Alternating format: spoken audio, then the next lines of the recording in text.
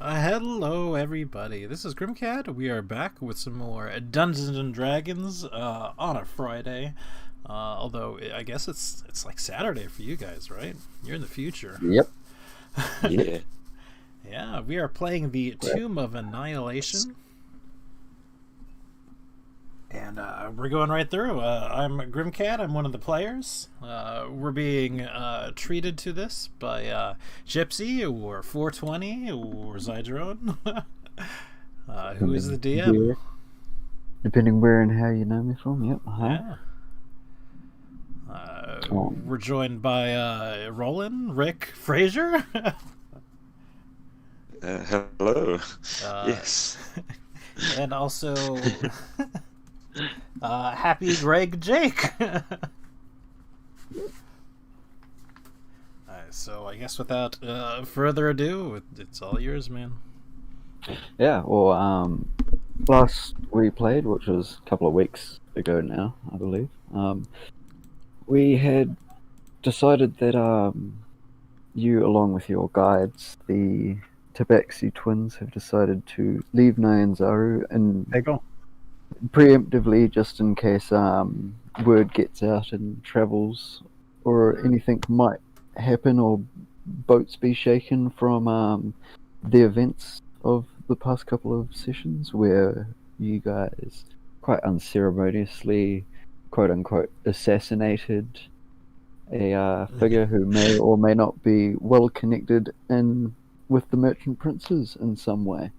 I believe you guys have found out through various means that it is a son of one of the merchant princes. So who knows what kind of troubles that might cause in the future.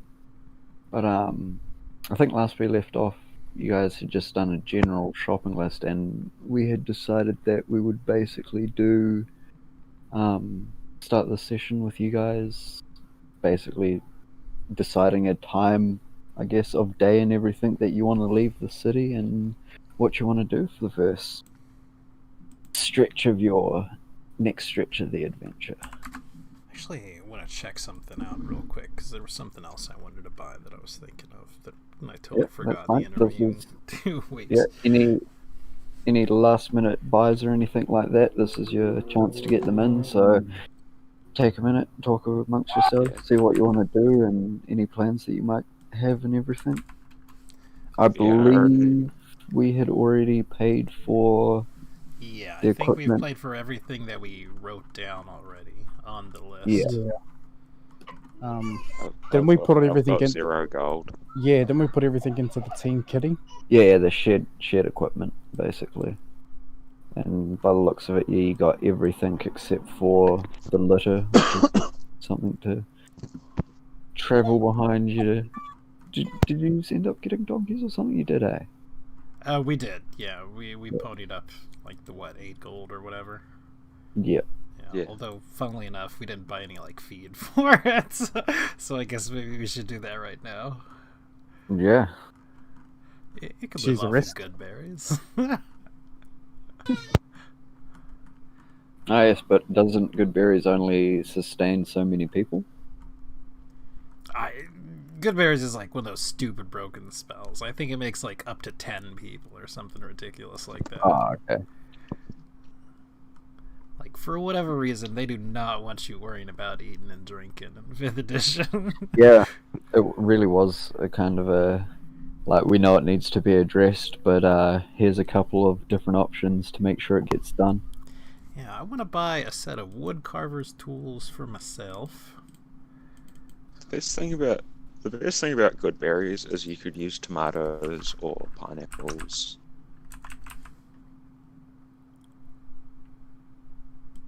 What do you mean? I have no idea what you're talking about. Because you have to use a berry. Tomatoes class as berries. Oh, oh, yeah. I think in the spell itself, you use a branch? I gotta actually look it up.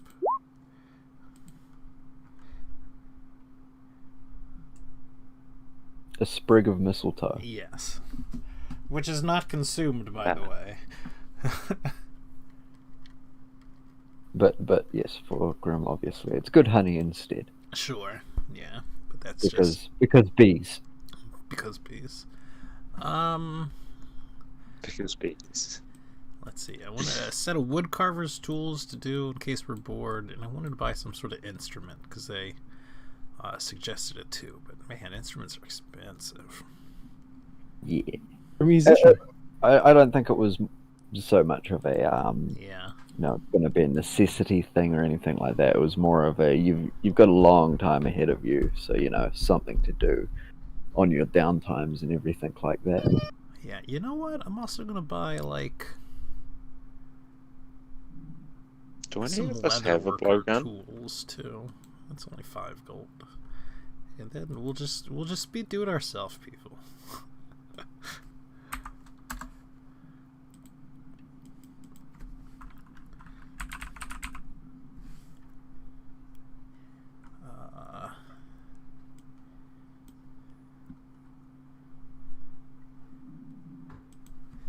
And let's see, where's the food for an aminal?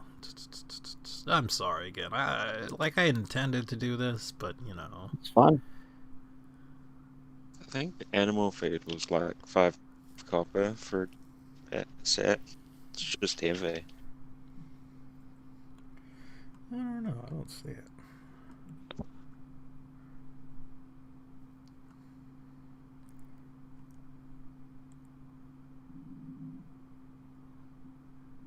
Oh yeah, it's like 5 copper a day. You're right. So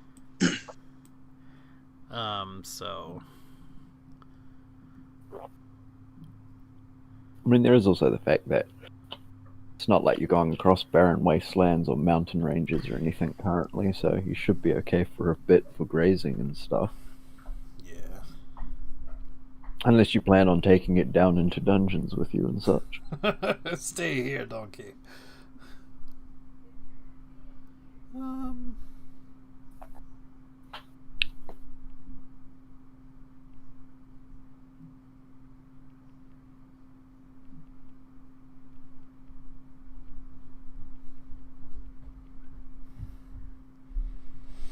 Is there anything people wanted to do before leaving the city that isn't shopping orientated either? I'm pretty much set. Me and Esquire got things. Got our things ready to go.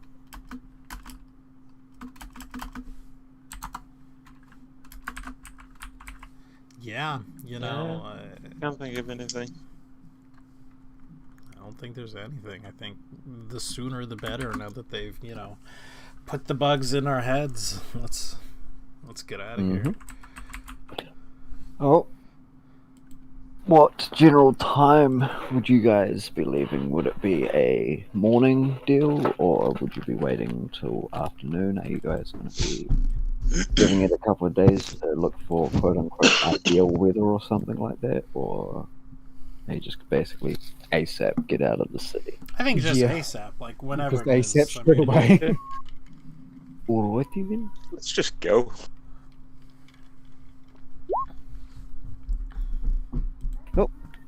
On the next morning, you spend maybe a day or two at most shopping around, getting any supplies that you may have been wanting to buy, as you have obviously been doing, just to give it a timeline. But on a rather clear morning, actually, as far as things have been, considering the storm from the previous few days is starting to abate and subside a bit.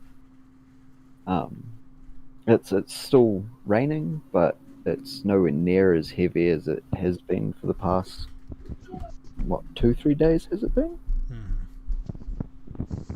And so as you guys are leaving the city, you guys, it's not blisteringly hot either. It's actually a reasonably comfortable temperature. Is there any particular direction you guys were heading, or anything like that? That was pretty much. If everyone's on the map, we can give a general direction or something. You've got I'm not sure like what information is available to you guys. You guys can see like what names and such. Yeah. But I mean, look, something tells me we should avoid the skull and crossbones on the map. But past that, I think heading down south is fine. Yeah. like it's a gut feeling I got. Can you see that? What is that shovel and pick down there? That he's using to catch treasure, isn't there? Or is that a mine down there? Which one? Long ping to. So what did I just? There's like But yeah, a close one. there right are multiple of Got them. that one right yeah. there. Yeah, those are just haven't actually been able to find anything in the rules that are specific for them. So I think they're just like places that you can have encounters and stuff. Like if you need. Maybe they're mine. I mean, yeah, you could just have them as mines as well, and no doubt at least one of them probably is. You have to go find them and find out. That's interesting because I want to know what type of mine it is. Yeah. Did the two Tabaxi have anything, a place they're suggesting? Like, they seem to think they had a place in mind. I mean, and granted, we're kind of hijacking their plans, but... Well, I mean, we were just going to go into the jungle and see what's out there for a bit.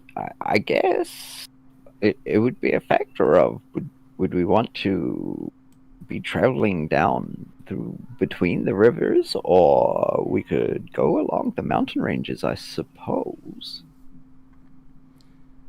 Mountain ranges. Is it to the left or the right of the island? She'll be. If you ask her and pull out the map and show her, she would point along the Mist Cliff Mountains, but she doesn't know the name of them herself. I would still be wary about showing the map to them. Like, Yeah. they're pretty trustworthy, sure, but like we're not I mean, tight like that yet. And this is supposed to be, at the same time, like the mountains are big enough that she can point at them, and Right. it's not like they're looming over you, but you can see them in the distance and everything like that. Mm-hmm. But yeah, should denote out that they were these ones here.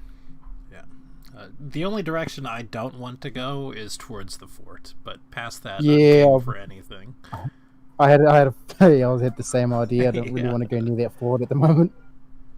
Fort Valerian. Well, I mean, like there are these kind of mines going up towards the mountains there. Yeah, look, I mean, heading for this first mine or whatever, it's a Yeah. thing we have on our map. We're curious. Why not? We can Sweet. at least scope it out. Yep, might as well I see mean, what it's like. that would be what's it marked about. on the map that we have. Like, we're looking at the map.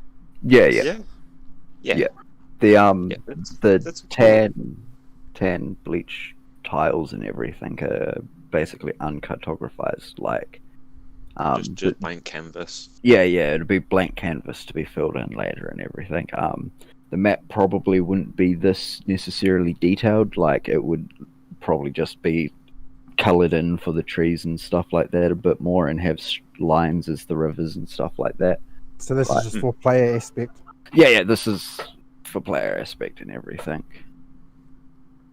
But yeah, if there's something marked there, be mightily interested. Yeah. Well, Might be In Rich's that case- take problem. We all set out, and for probably, at least the first day, assuming you're going to follow the Shushin Star River over to the mouth and find a way across. Would you guys cross more at the mouth where it meets the ocean, or would you go inland a bit more into the trees? Yeah, I recommend going inland a bit more because we've still got I- that heavy armor of mine. Yeah. Yeah, I'm, score. I'm In the dock, thinking, yeah, I I'm agree. thinking, Because if we go go inland, deeper, look for a place like this where it's real thin. yeah. So we go deeper towards the mouth. It's the water gets deeper as you go out. Well, in that case, we will get to. We I will mean, use. up by the mouth would be the best place to fish, but not cross. So in the first day, you get to about there. It's probably 5 to 8 miles away from the opening to the ocean. still close enough. You can see the expanse of the ocean and everything off of the It's almost like a hilly highlands area leading into the water and everything that slowly gets taken over by copses of trees. And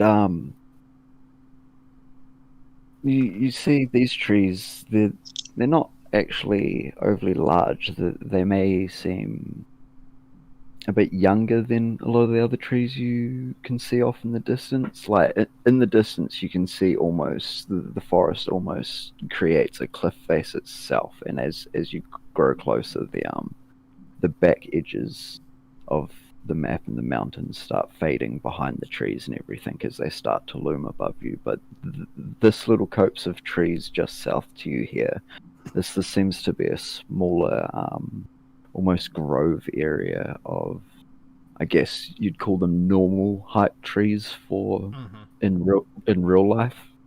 Like they're not in any way fantastical or anything like that. Maybe 30, 40 feet for the highest ones. You haven't been able to. I assume you would be following the river down if you're looking for a way across. Yeah. Yeah, in which case you haven't managed to find any easily suitable means across. No, what are they called? Sandbars or anything like that, or shallow areas. The river's deep and strong, and basically every area you come to, you could probably risk swimming across, but it's probably about 500 yards across, and it's swift, and there would be no chance to get the donkey across itself. Yeah, I wouldn't want to. Oh. I would say keep following the river until we find a place where we can ford it, or change plans. Depending on how far we go. I'm just looking at the map here. It looks like it gets a lot more thinner going down towards the Camp Righteous, is it? Yeah. Yeah. Well, it's rivers also, generally just tend to do that going inland. It's also a factor of it's coming to evening time now. This has probably been the entire day to get to about here from the day you left. It's been rather uneventful aside from the constant rain. You pass the occasional trader or hunter or something like that, but beyond that, it's a quiet day, and you guys make it to evening as you come up to this little copse of trees.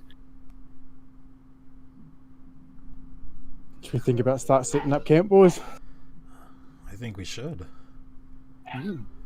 Yeah. Well,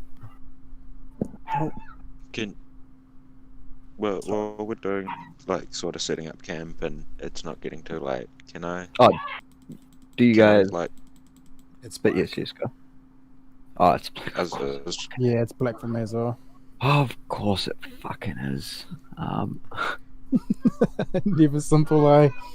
Would you guys be creating camp in the trees or out in the more open highland areas? I would say more in the trees. I mean, Yeah, I'm for the trees. that's me. I'm pretty comfortable there. Can you see now? No. No. I can see just the tiniest edge, like the. Now you can. Here we go. We can Yep, see. I can see it now. So you managed to find. I mean, like I said, it's still a reasonably open. You can see the sky under the canopy of the trees, but it's still thick enough that you could consider it a forest or something like that. But you managed to find a little clearing, which was this area here. Let me get you guys. How many tents and stuff do you have? I have a I've got- tent. I've got one on me and one on the Esquire. So we have plenty of tents. Yeah. I do. Oh, I will give you guys. So 1 minute is 1 turn in combat, yeah? Yes. 6 seconds. Is it? Okay. 1 round is 6 seconds, and 1 turn is 10 rounds. Oh, Oh, is I it? didn't know. Yeah, combat goes by real quick. Yeah. Because I was reading the so out of character, but I was reading donning and doofing armor, is it? Donning and doffing. Yeah, doffing, yeah, and it says it's 10 minutes to put heavy armor on. Mm-hmm. So how does that work out in combat? Basically, you would not do it in combat. It would be Really- impossible to do really in does not. combat. Okay. Even with help and stuff, it just takes too long. But For, would you- for 10 minutes, you're fighting for a long time. River Mist. Yes, River Mist starts setting up a campfire if no one stops her. Yeah, I do. You stop her? I do, and I would ask, because we're out in the forest, that might kind of draw attention, unwanted attention. It might, but fire is universally feared. It also tends to keep things away just as much as it attracts them. Okay, all right, you're the guide. You know better around these areas. Well, assuming no one actually physically stops her and poses a good reason not to, she will set up the fire. No. Would we have camped, like, very far away from the river, or would it be, like, within a reasonable distance to go try and catch some fish? You can go fishing. It'd only be like a 5-10 minute walk, if that, down to the river away from this little copse of trees. And for some reason, there we go. It finally decided to appear. Sometimes it's hard to make a campfire. Yeah, it took her a couple of tries. But while she's doing this, anyone who is paying particular attention would see Flask of Wine disappear off by himself into the jungle a bit more. But feel free to drag your tokens on where they would be during general camping events and time. Tokens. I sort of want to go fishing, so I'm put myself over here. Yep. Just to be like, I'm by the water. Yeah, and I'll put Flask of Wine over by you because he will be coming back. Yeah, keeping in mind you have light to do some things left over, but it is getting to evening time, so if anyone wanted to go hunting or, as Roland's doing, fishing, this would be your time. See, the thing about fishing is you don't need light to fish. No, you don't. Because fish don't see, fish smell. And also I got dark vision, so I could fish for Anytime. quite a lot of the night. Yes. I would probably just Because stay I around don't the have camp to sleep and 8 hours. inexpertly start carving something. After an hour or two, Flask comes back, and over his shoulder is... You'd call it a deer, but it doesn't quite look like one. It's quite a bit bigger, and even though it's quite obviously a stag of its variety, it has no horns or anything. They don't seem to have been cut off or lost in any way. They're just not there. There's no nubs or anything there. But he drags that back in, and it's very evident that he's obviously gone hunting, and him and River start butchering it together. Well, well done. He kind of shrugs and just... I mean, he's spoken a few words, but most of them tend to be to his sister. He doesn't... It's not that he can't speak or anything like that. He's just the quiet type, and he kind of just gives the motion that, it's not that big of a deal. Strong and silence. Is the game abundant out there, or more sparing? River pikes up. Well, if you know where to look and know how to hunt and how to be quiet, it's abundant everywhere. I mean, it's a big jungle with a lot of life, but not all of it goes down so easy.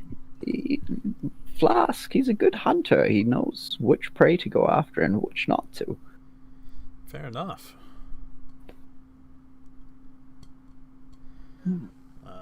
But assuming no one has any other overbearing plans or anything to talk about. I don't think so. I would also cast my good berry too and share that with everyone. Yep, that's fine. So it's Assuming everyone does kind of like a communal thing, they seem Yeah, I was to gonna be say, butchering it more for a communal meal, like, throw it over the fire and everyone just eats while we can. right. how's but, everyone's water been? Yes, that is one thing you guys I will be getting onto you guys about is the water will be more than anything. I know you guys are sussed for food, but water is going to be a major thing. For the moment, the river water will suffice. You could tell that easy enough. I mean, give it a boil and it'll clear out most toxins and shit like that might exist in it. But I can cure the food and water. yeah, that's what I'm saying. Like, you wouldn't need to waste spell slots or anything like that for water at this current stage. I mean, you've got a reasonably fresh river. It's still, a bit brown and muddy because it's a hard-moving river through quite a swampy, muddy forest. But it's still clean enough that, I mean, you might feel a bit crook if you didn't boil it first, at least, but it's not going to do any lasting damage or anything like that. It's more later on when you guys are miles away from any kind of dependable water source, and the best you've got is some dirty puddles. Yeah. That's all I need.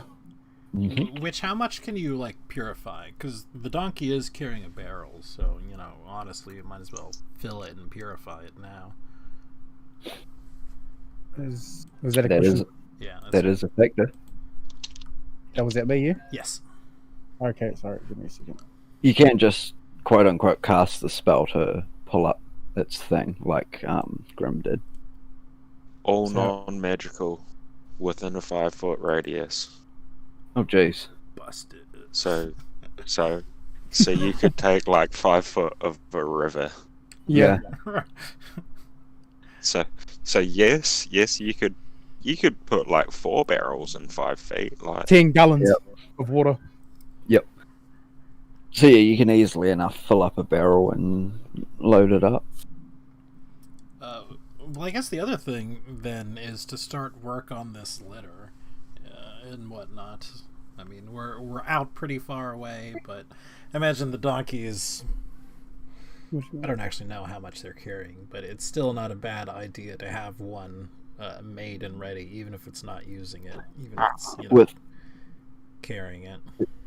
Assuming the donkey's carrying at least majority of the shared equipment, it's kind of really stacked up on it. It's handling the weight. It's more of the whole everything's stacked and kind of held in place by ropes and everything.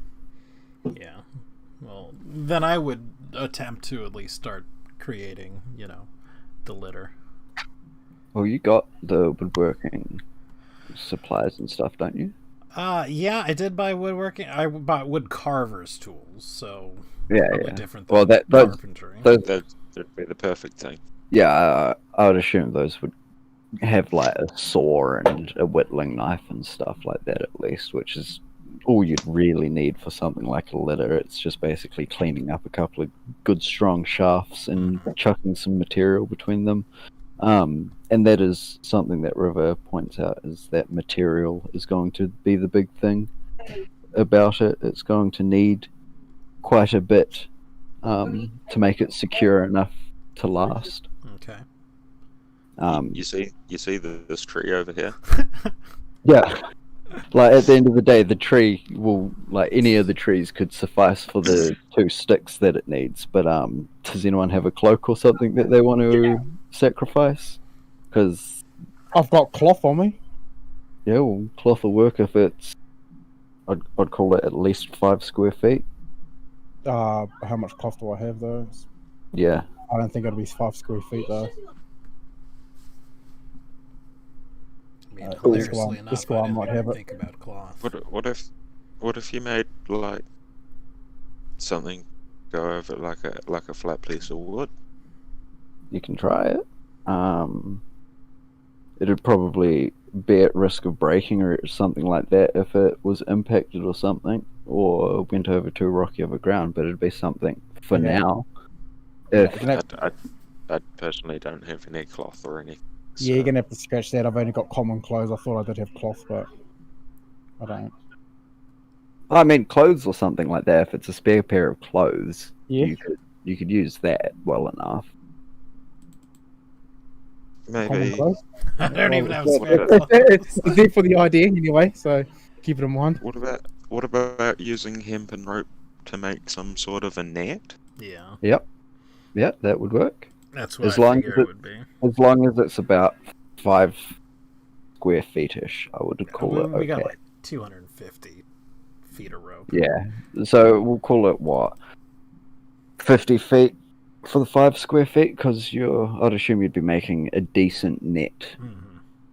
woven and knitted together and everything like that. And between all of you, and given enough time, No, you're right, bro. an hour or two, you'd be able to fashion something that definitely makes the donkey's time a bit easier anyway. Speaking of which, I should really give you guys a donkey, shouldn't I? Do I need to, like, maybe roll something to see if I catch fish? Yes, a survival. I was going to come to you whenever you came back to the group. And would you Yeah, like a I- roll for the construction of this thing? Nah, like I said, between Alright. the lot of you and the fact that you're not exactly stressed for time currently, it's a rather simple thing. Roland, if you're not biting today, as long as you spend there, it just seems like either this stretch of river isn't inhabited by any aquatic life, or they're not around currently, or they're sleeping. I just bought the thing, so I wouldn't expect to know instantly how to use it properly. Yeah. I suppose I'll just head back to camp empty-handed. Say it was already low tide, so that they weren't coming through the river. Hope no one knows what the tides are today.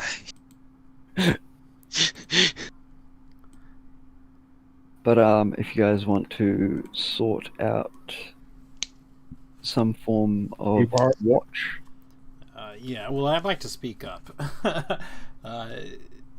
about tonight's watch. It's obvious that we've had some issues with it before. So, bearing You're what not happened, pointing any names, are we? not pointing fingers, no, of course not. But I think it would be a better idea to have 2 people on a watch. It might mean a little less sleep for us, but it's fewer chances of mistakes. Oh. If it's any of How the about same- me and Jake take the first watch? Make sure he doesn't fall asleep again. Fell asleep? Old memories. That's a good idea. If you would like, you can take Beardle with you.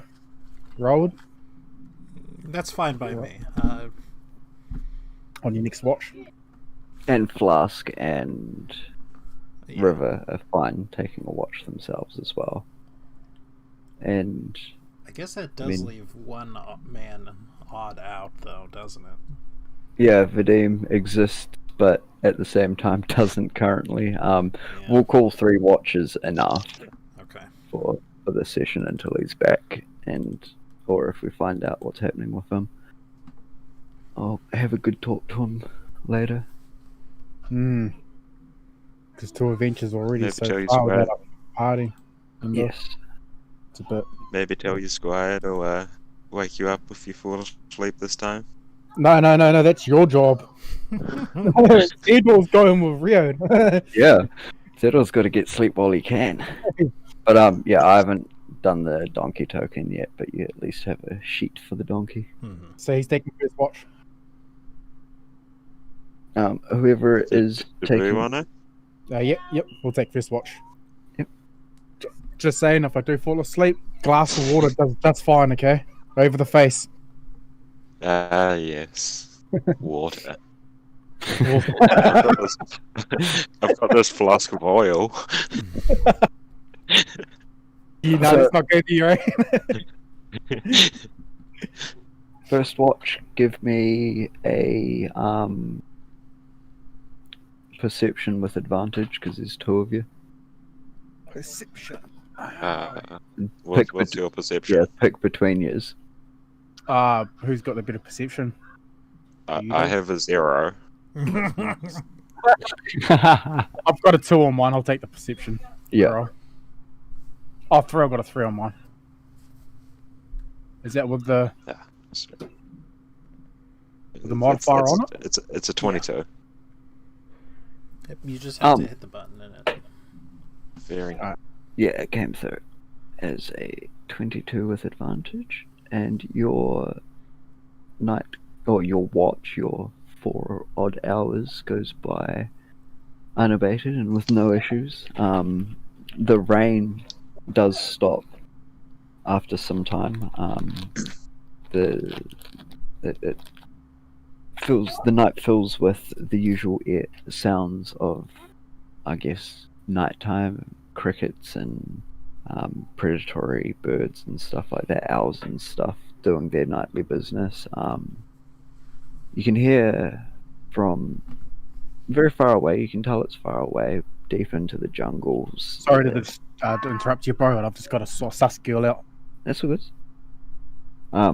Catch me up when I come back. Yep.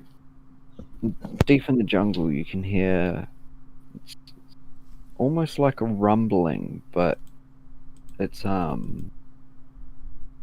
lot shorter, almost like a barking rumble. Kind of hard to explain. Imagine the sound, I guess, of an earthquake, but in shorter bursts, I guess. Like something big walking?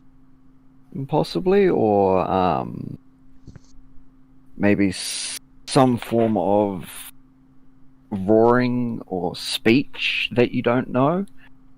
But again, this is so far off in the distance, you're actually probably a bit surprised you can hear it at all. That's odd. Whatever that is, it is extremely loud.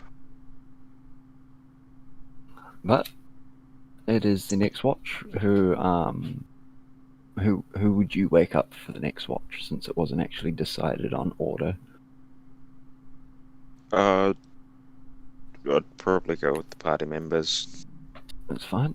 So you go wake up Riod and Theodore. Which, Indeed. unless you have a negative modifier, you will have the better stat. Okay. Grim. So same deal. Advantage. Survival? Ugh, sorry. That's much better. Again, also your watch goes by quietly. You can hear the same rumbling that Roland and Jake were hearing throughout their watch. It's not a constant thing over the entire night or anything like that. It comes and goes every hour or two. It comes for about 5 minutes and then abates and subsides and stops, and then just when you think you're not going to hear it again, it starts up again. Does it seem to be getting closer, or is it sort of staying the same? No, it doesn't seem to have any kind of change in difference in tone or loudness or anything like that. It almost seems like it'd be some kind of static point emanating the sound. Interesting. Can I take a nature check or something to hazard Yep. a guess? Yep. 3.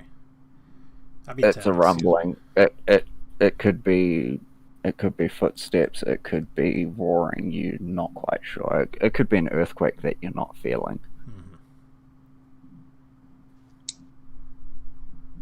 But with that, I assume you would wake up River and Flask. Yeah, I'd wake them up, and I'd also tell them what I've been hearing.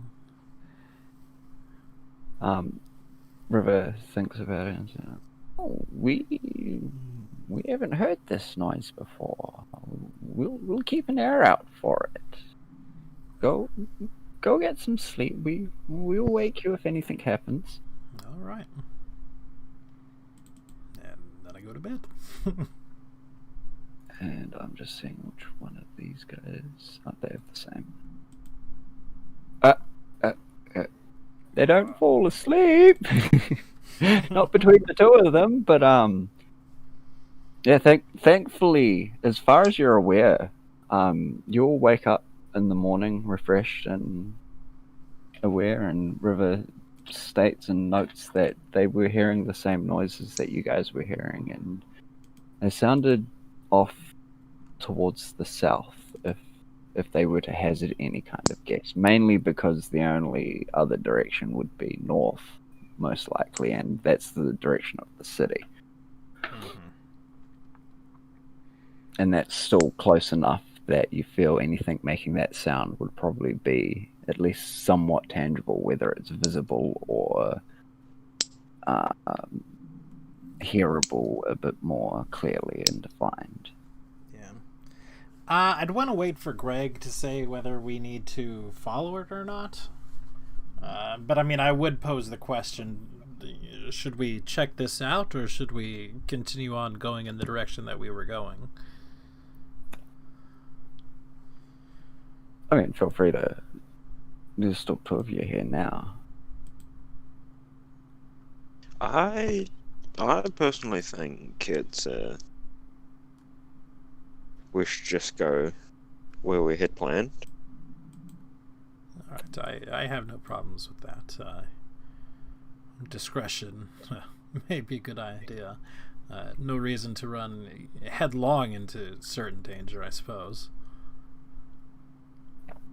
Oh. Or well, it's not certain danger, but it's well, I mean, it's uncertainty, but we're no matter where we go, it's sort of all uncertain. The thing about untraveled paths, isn't it? Yeah. But can we make a mark on the map or something to remember it? Yeah. If it sounded like it was static, the way you were explaining it, you know. Yeah. I mean, just in the vague direction. I mean, you know. Yeah. Well, if you want to put a mark where River is, or Flask, I mean, can you? Okay. I think just... so. I'm not sure. Just move to the side. If you can't, I will. Yeah, look, I Yeah, can you put did. something there, yeah. And then, yeah, you would have guessed, if you were able to hazard any kind of guess, that it would be to the southwest somewhere. Mm-hmm. Presumably where a skull and crossbones are? What's that? I said presumably where a skull and crossbones are? No, southwest. Oh. Well, yeah. So you'd guess probably more in around this area somewhere. Those areas. Although, funnily enough, I guess we are still continuing south, looking for a place to ford the river. Yeah, that is also a factor. Which, first things first, are we using the guides' nature rolls or survival rolls? I can't remember which. I believe their stuff is better, so I would say yeah. I will double check it because I rolled them up as actual characters now. Okay. Since they're going to be with you for a while. Sure. Well, I'm at a 4, so. Yep. That's the number to beat. I am just double checking which roll it is for what we need to be doing. Survival. Wisdom. Survival check. 4 and Trash. 4. Yeah. Okay. So they've got 4 and 4 as well. -2. Oof. So I rolled 2 7s. you pack up camp and begin your journey. I assume still heading south. You're assuming you're keeping to basically on the riverbank, Mm-hmm. we can actually probably skip the survival roll since you have a clear path to follow. Okay. Give me a second.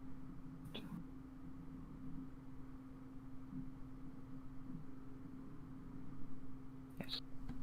So you get out of the little copse of trees that you're in, and you start heading into much thicker jungle. You're actually having to work through it and everything.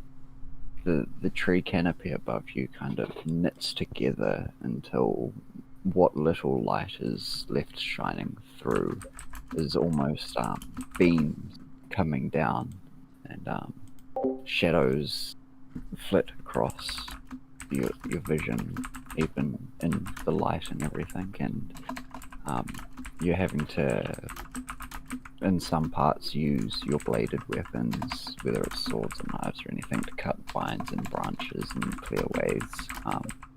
It takes you all of the day to travel 10 miles, or they're enough close to, which is one of these hexes.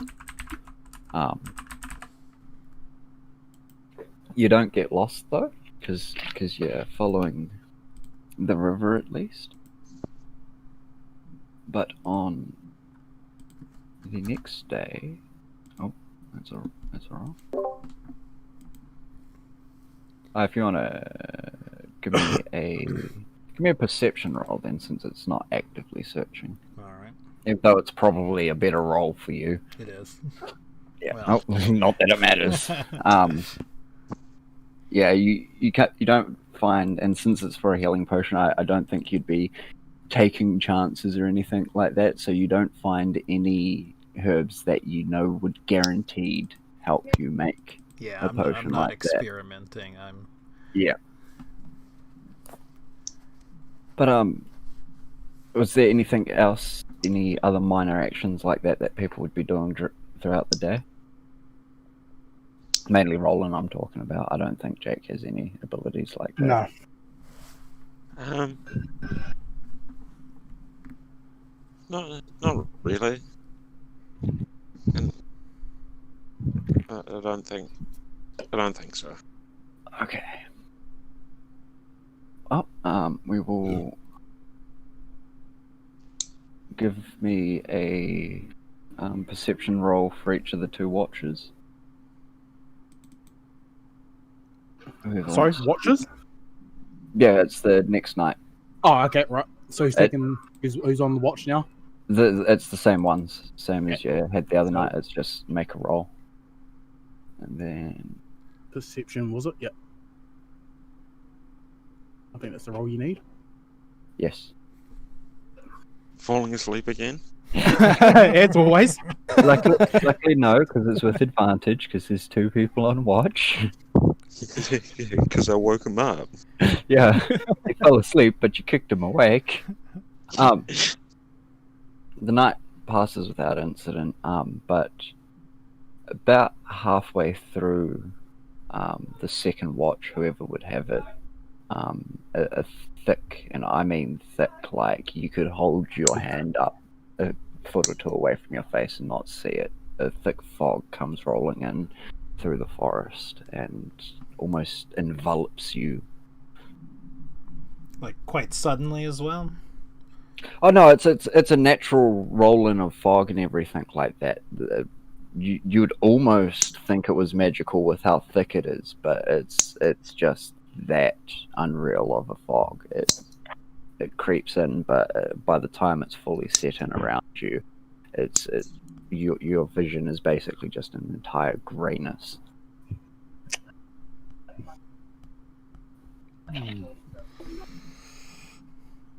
Can I make an Arcana check on it to see if it would be a magical thing or just Yeah. musing, which is not great, but okay.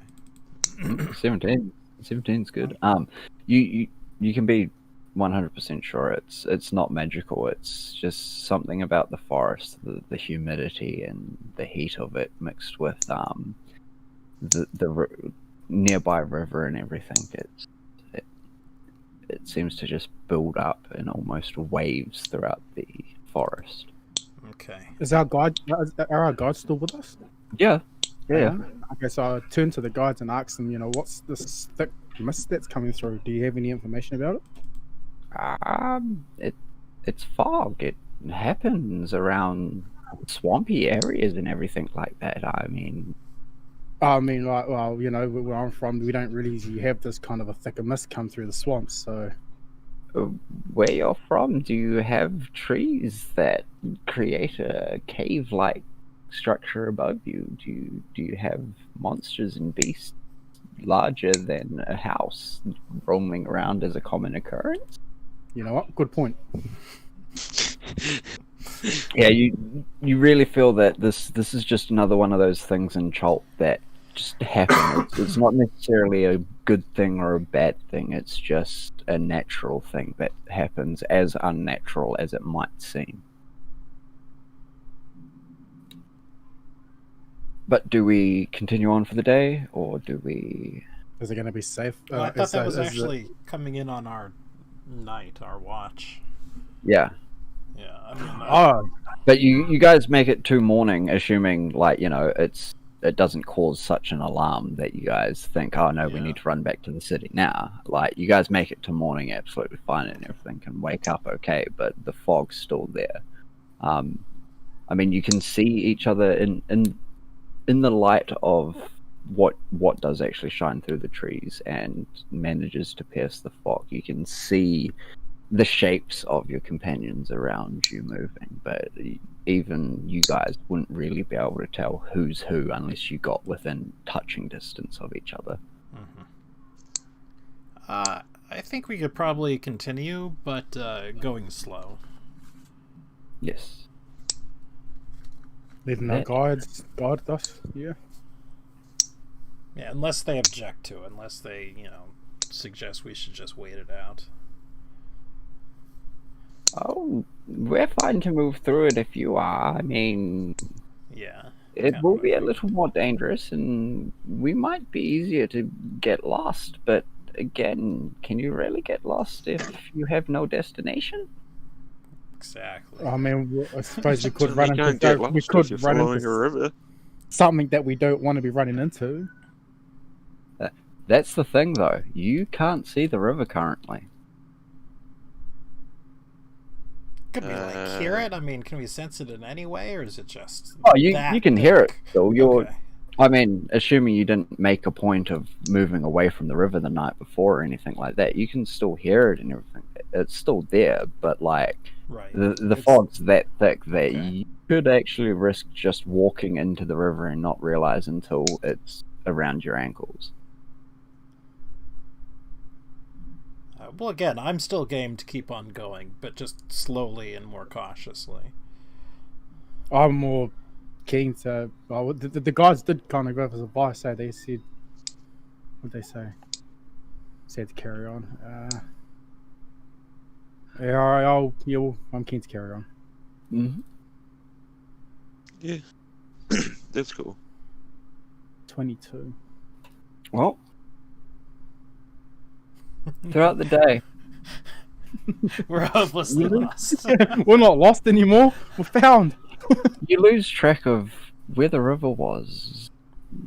You have to, at one point, make your way around. It almost seems like a wall of trees that have grown in that close to each other. And you have to make your way around it. And as you do, If you want to wait, just go by the window over there. You must get turned around or something. Because, when you get to the other side of this little wall of trees, the river's not there anymore, and you can't hear it.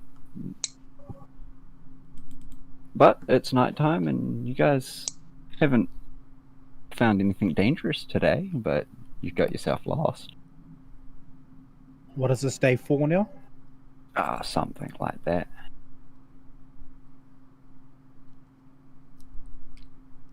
Well, I mean, I don't think there's any reason to panic now. Just yet. It wouldn't particularly help anyways. Might as well just set up camp again as normal. Where's the girls at? I'll just check you back on here Did you get it now.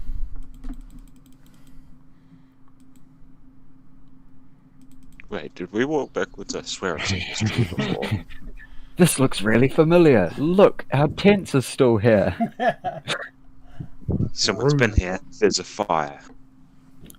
But one good thing during the evening is wind starts picking up, and it's not heavy, but it's enough that you can see the fog starting to clear out a bit.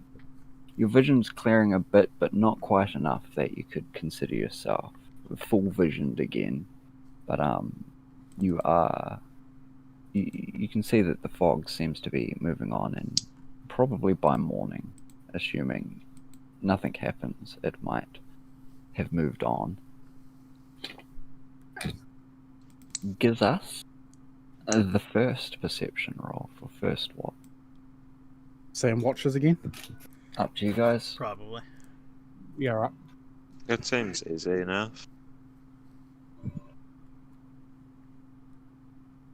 Oh. Sorry, Roland. I'll roll for us. Nice. Too late now. Oh, I mean, you have way better perception. Give me the second perception roll. G.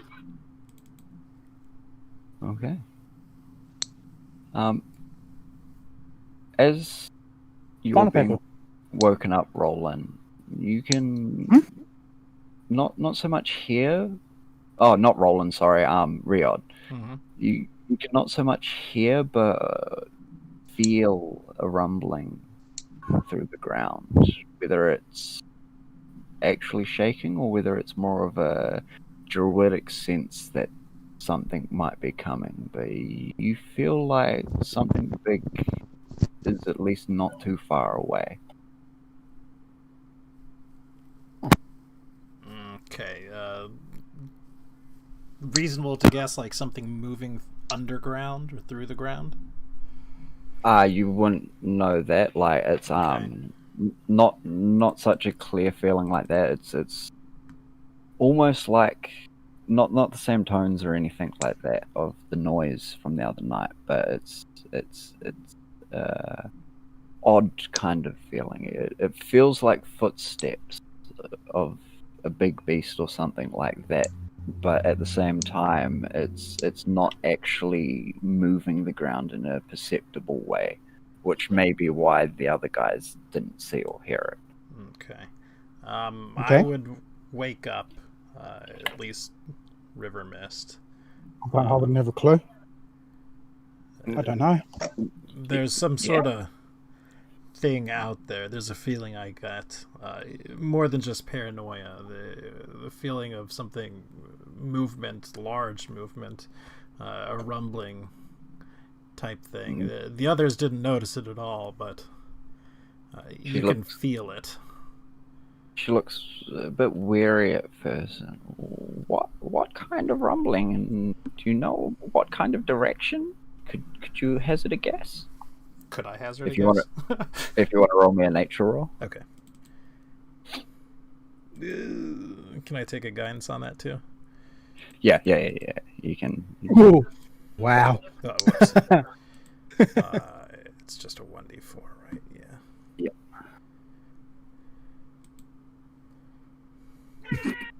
You would guess it was somewhere in that direction.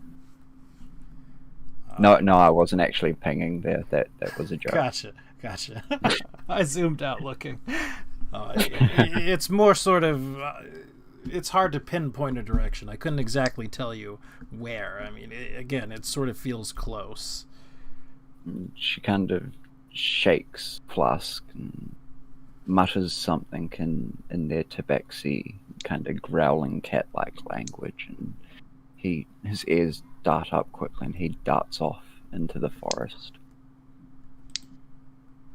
So this is likely not just paranoia. Probably not go with wake how the their others. reactions are going. Yeah, I'd go wake the others. And cast a mage armor somewhere along the way. Just in case. You never know.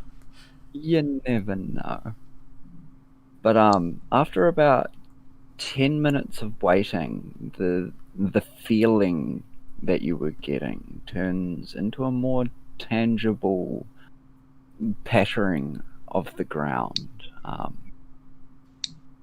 You would feel it first because you're a bit more in tune with nature and everything like that. But So, like within that 10 minutes, would you say you Ro would come in like distress, like really worried about an attack? I mean, he's it's up to him how he would explain it to Yeah, you. that's But what I'm saying. Yeah, I mean, he's something waking feels you just up. definitely wrong. There's feel like- something out there, and it's a sixth sense, if you will. I So- woke the guides, and they not exactly panicked, but were certainly in a rush to find out exactly what it is. I would prepare for something coming. Yeah. So I saying, like within that 10 minutes, would you mind if I got my esquire to help me put my armor on? That's your decision, man. If Yeah. that's what you spend. Yeah, no, 10 yeah. minutes You're doing. saying I can't 10 tell you not minutes to of do that. that. Oh yeah, no, like that's Within that why time? your squire exists. Yeah. That 10-minute donned off time and everything like that. That's what your squire's there to help you with. So yeah, that you would have time, but it's like you're kind of hurrying to get your armor on because you're being warned that hey, something might be on the way. So you're like, oh shit, let's get ready then. And as you're just slipping the last pieces of armor on, and I assume everyone's starting to be a bit more alert and aware, Flask comes back, and for one of the first times, he speaks to the entire family, and Beaks, the big Beaks, sister, the big Beaks, they're coming. And River kind of, she doesn't look worried, but that weariness is still in her eyes, and she turns and says, "How many, brother? Is it a lot?" And he kind of shakes his head and just says, "Oh, only a handful, but they're coming this way. They don't know we're here. I don't think. They don't seem like they're looking for anything. They're just stampeding." And she says, "You guys may want to prepare. Get ready. They come from." She points the way that River came from, because you guys don't actually know which way is which. Is it something stampeding or just coming towards us?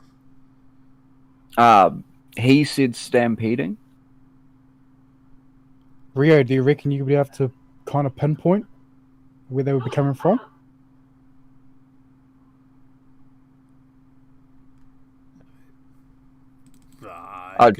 She pointed out to the top edge of the screen. Again, you don't know which actual direction it is, but this direction is where they're coming from, according to Flask. Yeah, quote unquote north, according to Flask. How far out? Maybe 4 or 5 minutes. They were moving fast. I'm faster, but Is this they're something to quick. kill or something to hide from? Big birds. We should be able to take them. I mean, you guys are still wetting your teeth, but you can at least swing a sword. Can you show us what they are in this book? Oh, right. The Monsters book, yes. He flicks through it quickly, and let me select this quickly. In the couple of minutes he's prepared to spend flicking through the book, he can't find mention of them. Doesn't mean they're not in there. He just doesn't have all the time in the world to make a thorough search. I understand the rush is involved. But if there's any last second preparations people wish to make them now, or prepare to hold your pieces. Can I climb this tree and sneak in? Yep, take me a stealth roll. And he actually follows somewhat suit, but Yeah. he doesn't climb up a tree. Do I have to? Because I was going to put Esquire in a tree as well with his longbow. With his bow. No, you don't. I mean, unless you're telling him to be sneaky, you don't need to roll a stealth roll. Cool. Yep. It's just these boys want to actually be hidden. No, he's not. He's just going to be safely in a tree somewhere. Hopefully, he doesn't get. Call us the hidden boys. And coming running out of the trees to the north. Are they actual? Yes. Seems to be quite. Ignore the funky little orc on their back. They're not actually ridden by anything, but you see 5 large. They almost look like chickens, but their beaks are large and almost look like a war axe head. I'm not sure if I can. Am I able to? Hopefully, this doesn't just show you the entire sheet. No, that's a character. Okay, that will share the entire sheet.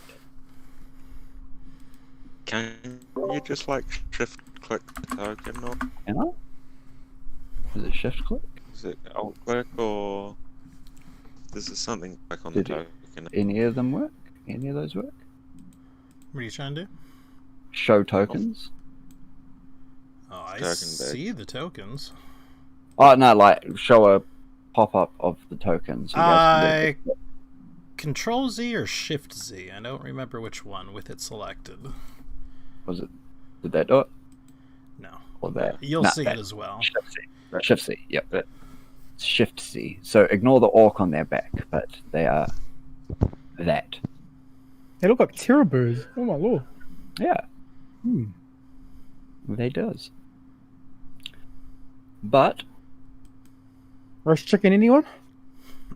roll initiative. Roll initiative.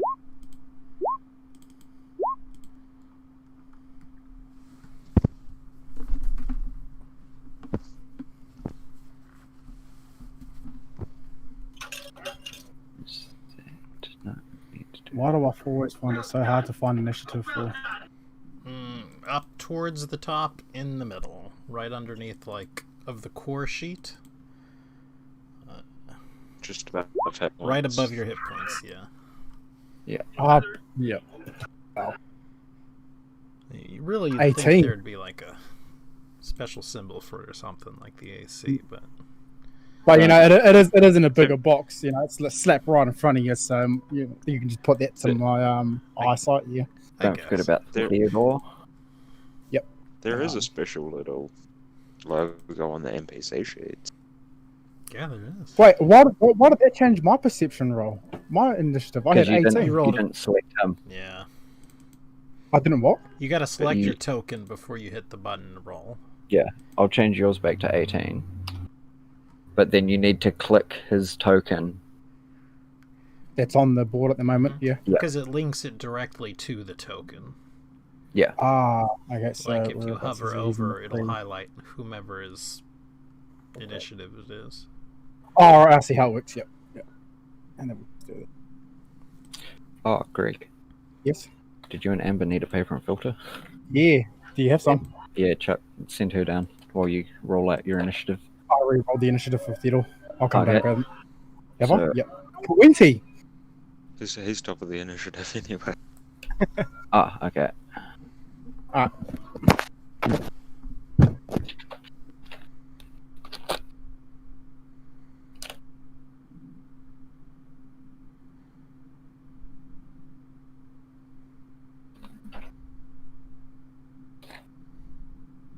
And yes, it is Theodore's turn first. And then his turn. And then your turn. Oh my god, it is. It's There goes mine. yeah. I thought that was actually quite funny. He's got a -1 and a 0 boost to initiative, but has first and second turn. I love how everyone was like, hey, let's still be as close to the edge of the map as possible. Let's not move away or anything. Let's not create space. Do you want us to move back so it's more convenient, or 'cause, No. like it's a fluff It's thing. more. So I mean, okay. It's more. You guys are going to be set upon quicker now. Well, I mean, I hid in the trees, was so busy getting alcohol. I'm not going to be said. I was busy getting out the way. Oh yes, that is actually a point, Grim. You were AFK, so if you do wish to reposition, you can. This is like the wizard, though, right? This right here. What was that? Isn't this like? No, that's Jake. I actually completely forgot to chuck the demon. I'll just leave him out of it for now. Okay. You guys should be sweet without him. Look, I mean, the most I would do is towards the edge as well. Yep. And hopefully they split off towards one side or another rather than just around one. Yeah, well, you can see they're wild beasts, so they're not going to exactly be tactical. So my next question is: are they stampeding, or are they just coming towards us? Okay. Well, I'm wondering why I can't hear anyone. It's because I got my mic unplugged. Cool. Nice. Yeah, no, a 9 does not hit though. But also, Grim, no, they're not like it's not a stampede in the conventional sense of they're all panicking and running and everything like that. But they are all running in the same direction. Fair enough. But it's not like a mindless fleeing from something. Yeah. Alright, Ian's turn. And it's Jake's turn now. Alright. That's not what I meant to do. Surrounded by tiny bees. Rio, what's your fighting tactics going to be like? In theory, I'm more sort of frontline-ish, but we'll see. We will see. Whether that withstands the second bit of combat. Did you? So, Roland, you're just going to be the Did you level sneaky, up, Grim? Huh? Did you level up? Cause I did. Yeah. And you've still only got 10 HP. You should have more than 10. No, I got 20. 2. Oh, I didn't put it on the token. That's all. Yeah. Oh, okay. So you're just gonna do sneaky Roland? I'm sort of sneaky, sort of jump in front, or jump in stabby. I start off sneaky, but have backup plans. Like, I got an 18 AC, so I'm not awful at being up front, but... What's your AC? 18. Oh, yeah, I've got 18 as well, so we'll go to the front line this. Probably pretty good for where we are. Front line. We'll Yeah, I've got 14. move from here to there. And...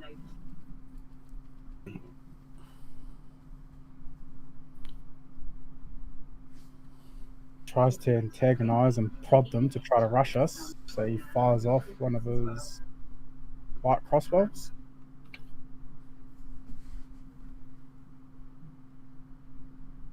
That's a proficiency bonus, isn't it? With the +2 on it. The plus. That's because it was a crit. That was a crit. Yeah, that was for the crit, but the 8 doesn't hit. So is that all your turn? Yeah, it is. The first X-Beak, which is not that you know that, but their name.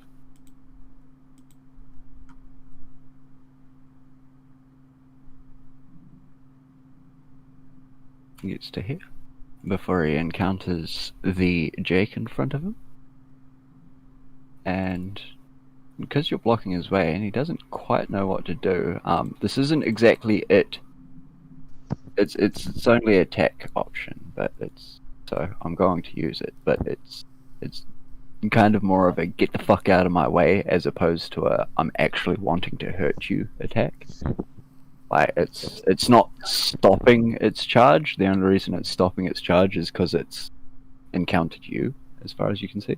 But does 19 hit? And how do you work that out? Your AC is 19 bigger than your AC. That's 18. Yeah, so it hits. So you take 3 damage. And it is Roland's turn. I'm gonna shoot an arrow at this one. Yep.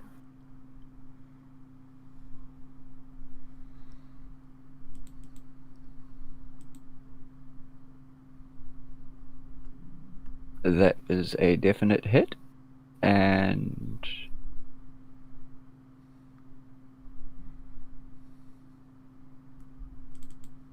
it is looking very, very worse for wear already.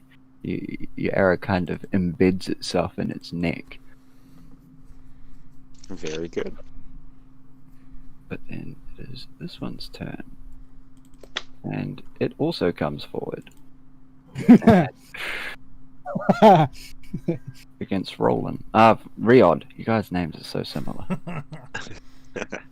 17 hit? No, it does not. No, it does not. Sweet. Riod's turn. All right.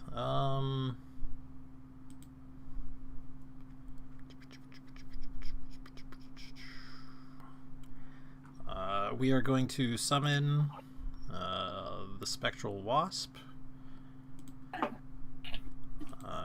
We're gonna sort of pop it off to the side. Just here, and then we are going to Shillelagh up. Mm-hmm. And I Roll don't the remember if the wild form is an action or a bonus action, or... It's an action for non-circle of the moon. Okay, fair enough. But roll initiative for your wasp. Yes.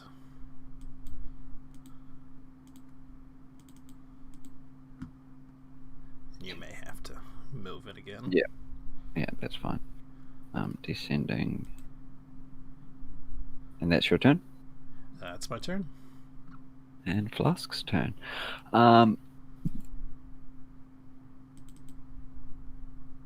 From somewhere amongst the trees, you guys would know where he is, considering you saw where he climbed up.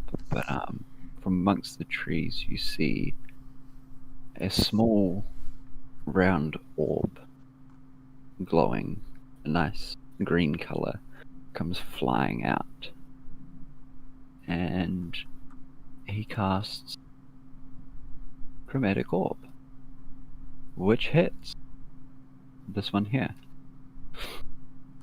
Who cast that? Flask. Oh, okay. Yes, he is a sneaky casty boy. Yeah. And yes, he is using the acid version of it, which hits and does some nice damage. Bringing us to the Waspoo's turn. Would that splash onto the other bird that's on alongside him?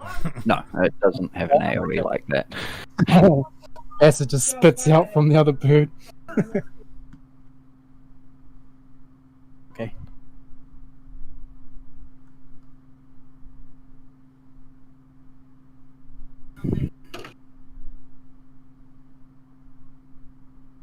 Nope. Send it.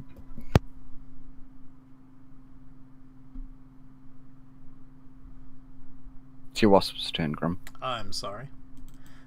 We are simply going to attack the one we're right next to. That's fine. And it has. That's a crit. Very good. Yeah. And it kind of, as its stinger sinks into its side, it kind of gives a chittering chirp as it collapses to the ground. Okay. Will be knocked prone from poison. Go You put the dots in on.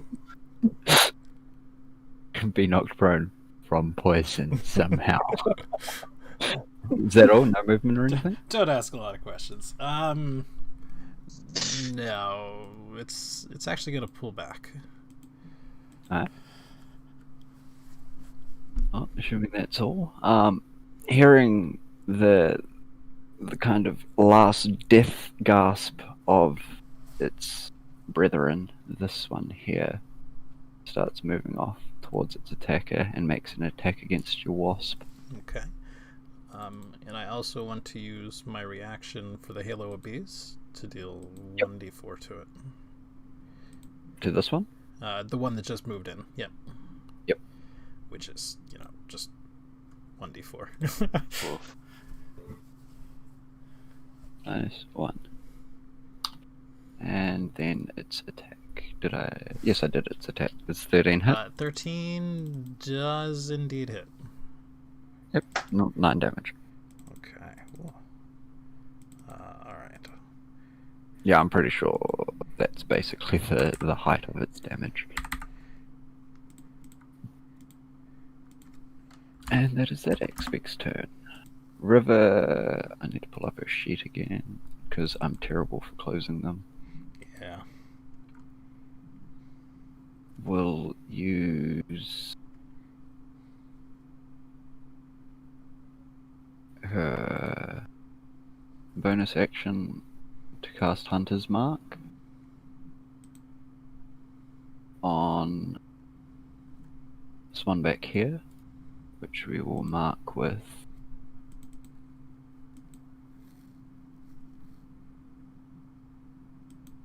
that.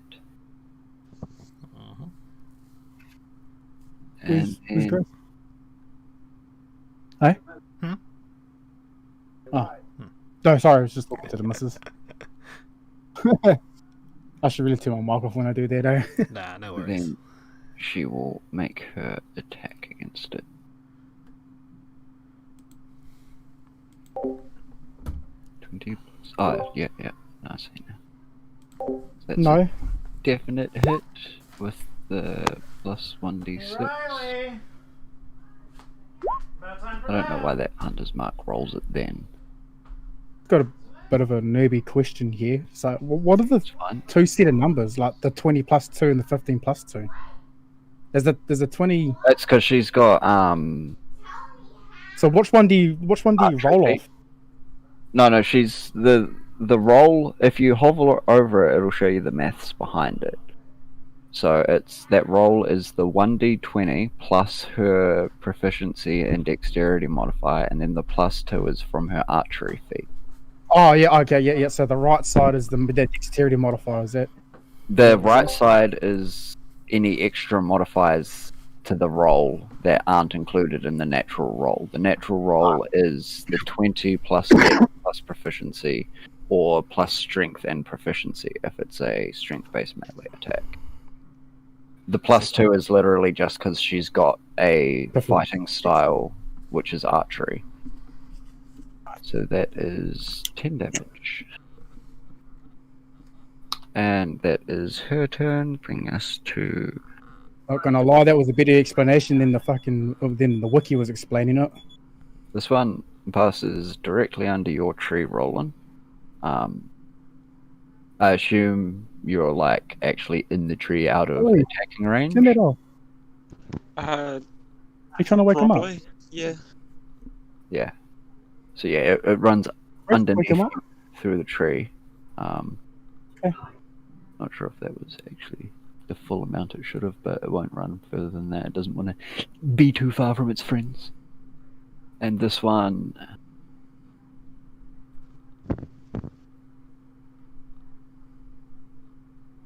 it kind of tries to body its way through its mates. So they're kind of all stacked on, but he can't quite push through. And Theodore's turn. Theodore. Oh, what? Okay, so I kind of backed out of the game for some reason. Well, that was silly. You relaunched that?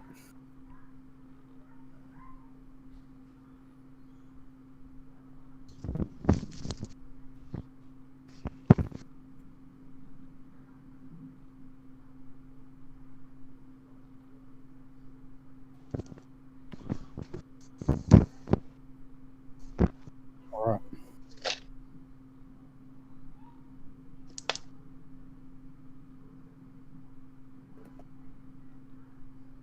Theodore takes another shot with an arrow 8.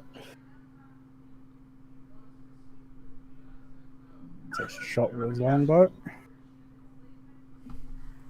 That is a miss.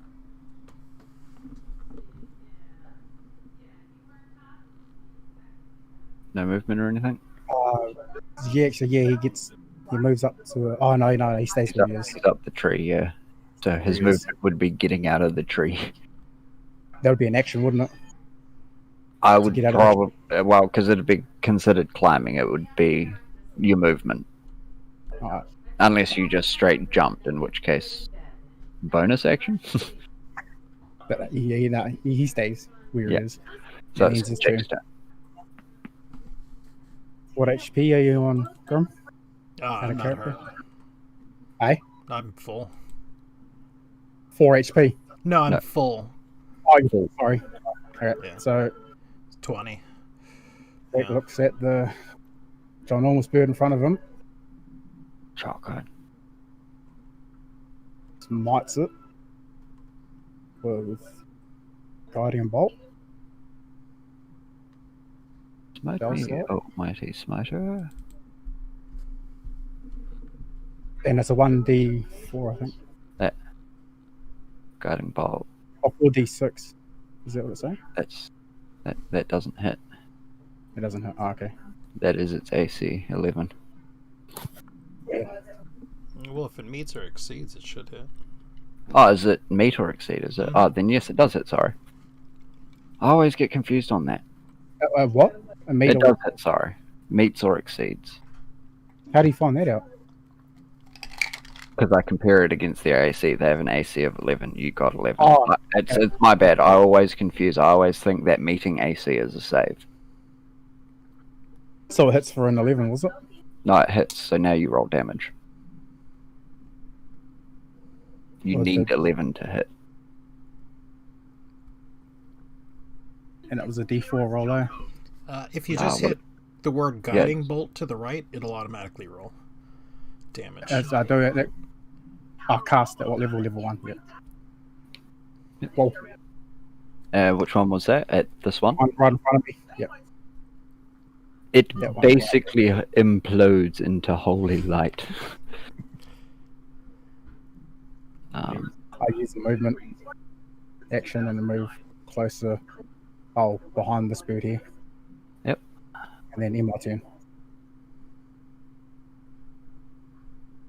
That one's dead. That one's dead. Roland's turn. I'll shoot an arrow at the one he just moved behind. Mm-hmm. Because if he's next to it's sneak attack. He... It doesn't Oh, matter yes. if I don't hit. Yes. Well, it does matter if you don't hit, actually. It makes all the difference if you don't hit, because you don't hit. Riot's turn. So, my character wouldn't be my character if at this point I wouldn't just shout to everybody else. They're just trying to get through. Just out of the way and let them pass. And then just walk a couple out of the way. Mm-hmm. And that's my turn. Flask jumps out of this tree, actually, at this other nearest bird. And for a start, we will make him roll the dexterity as he completely misses the bird and unceremoniously dumps himself onto the ground and takes some damage. Not much, but some. And Wasp's turn, as he's also prone on the ground. The wasp will disengage, but go behind it.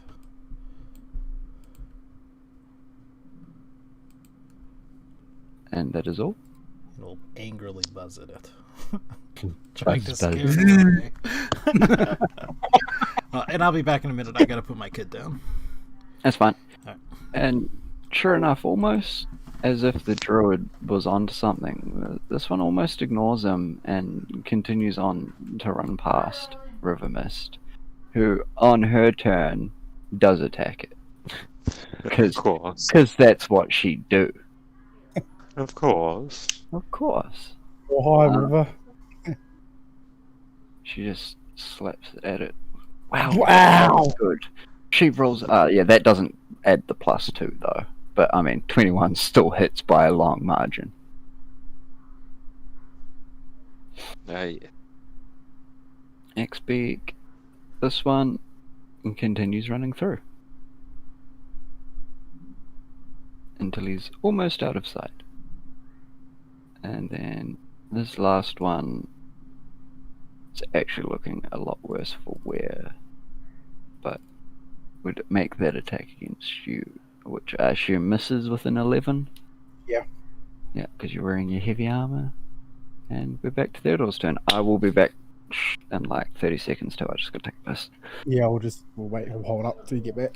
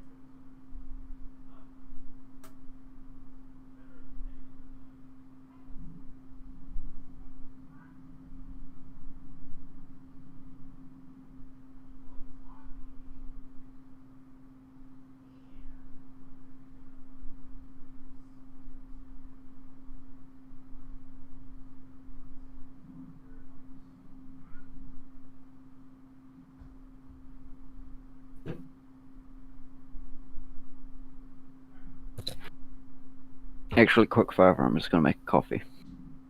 Yeah, all right. I will smoke and whatnot.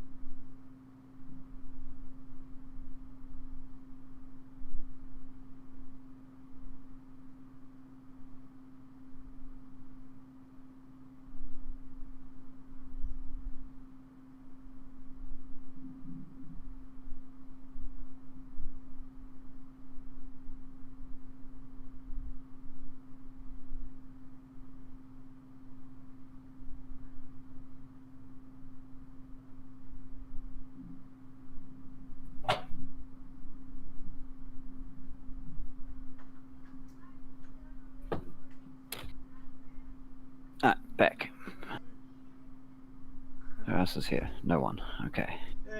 I'm in the call, but I'm having a smart. Ah, Night. mistress. Love No you. See you hurry. tomorrow.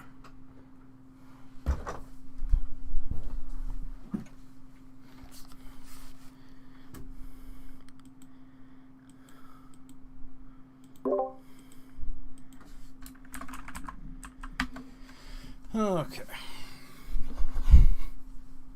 We just made coffee, so we're just waiting for Figured. everyone to get No back. worries. I think it's just Fraser's at FK, but still on call, and Greg's should be sitting back down. Okay. So I'm assuming the other ones did just sort of run through, or at least attempt to run through. Yes. Okay. Yes. One has managed to basically continue straight past after, I'm not sure if you saw, Flaskers leap out of the tree. Right, I didn't say that. Yes, well, he tried jumping at one of them, but missed. So ended up dumping himself onto the ground. And yeah, the one next to River was also trying to pass, but because River do what River do, she attacking it. Sure. And the other one's kind of blocked in by the corpses and Jake, so... Yeah. But yes, you were correct. They could have just been let to run through. Yeah. No worries, though. I mean, that's not what I'm going to tell them. Oh, yeah. 'Cause I'm a bleeding heart. How late would you be if you woke up 2 hours later?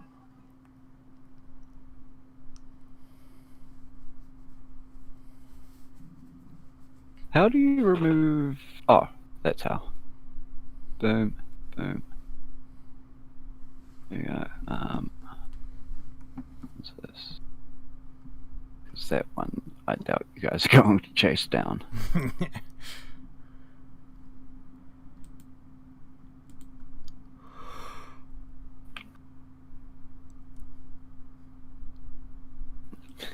Imagine if I was like, aha, this is the part that you should have been discretioned with. Oh. Well, I mean, I'm not going to lie to you. I still half expect them to be fleeing from something larger. But it is what it is. Yeah. No. This isn't even the excitement I had planned for this session. This is just random encounter. Yeah. This is just so it's not, 2 weeks of uneventful traveling. XP. Exactly. Yep. Oh, if we're all back, Yep. it is Theodore.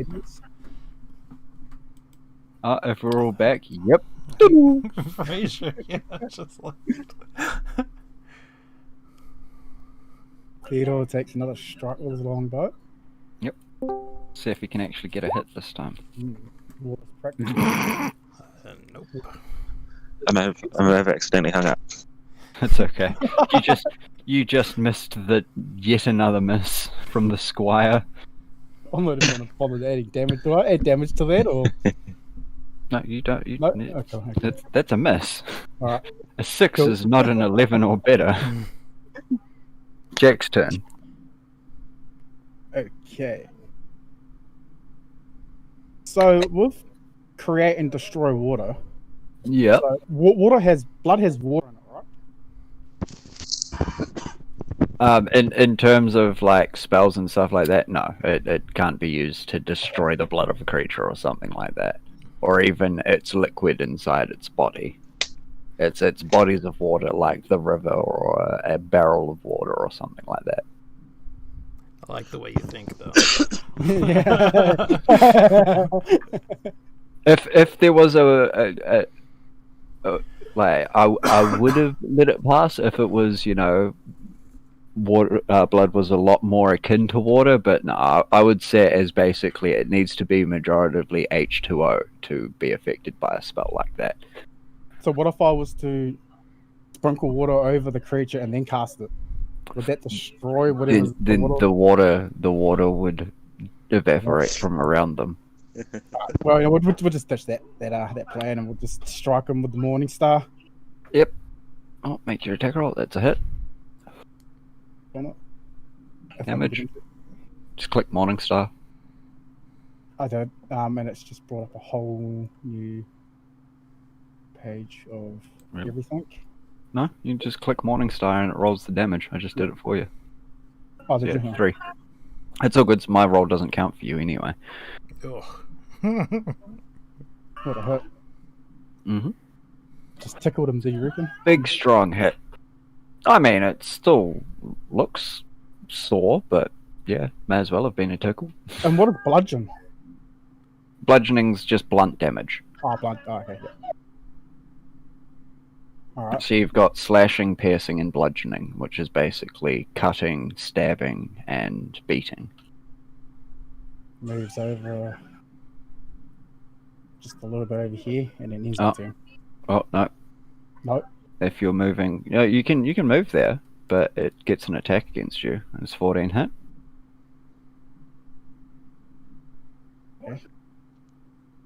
No, it And that's a 14. Nope, I've got 18. Oh, you're good then. And now it's Roland's turn. Since I can't get sneak attack on that top one, I'll fire an arrow at the one next. Mm-hmm. Is that river? Yeah. So, just gonna pew from. Pew. Yep, that's a hit. This one is looking very, very, very much worse for wear. It's kind of its movements are slowed, and because you guys can't see its health bars, No, or can you? I can't see them.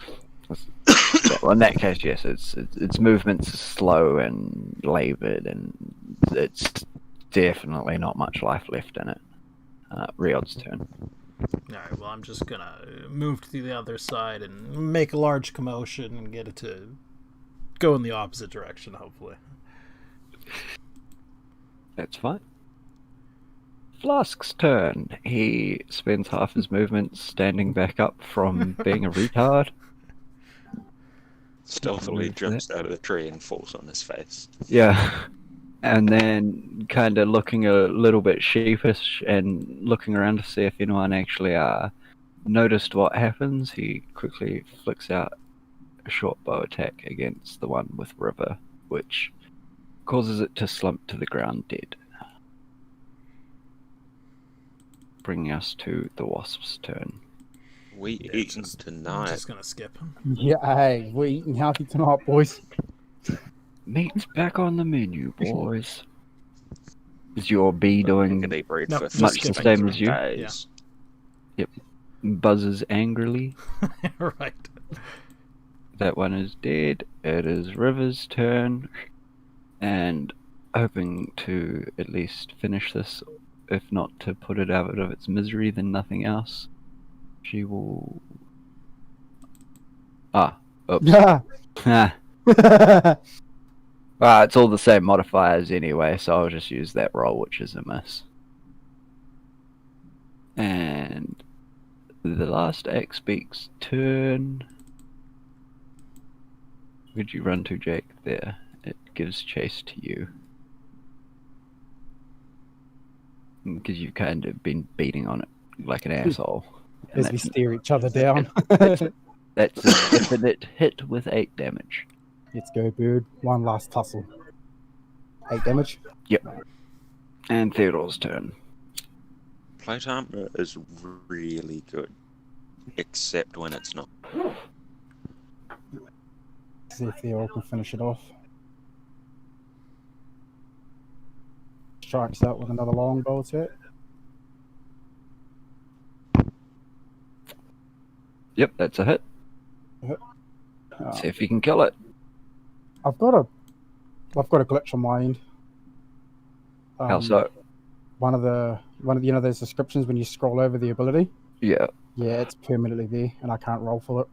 That's Would you be stupid. able Is to it roll for it? just the longbow attack, obviously? Yeah. Oh, it does 3 damage.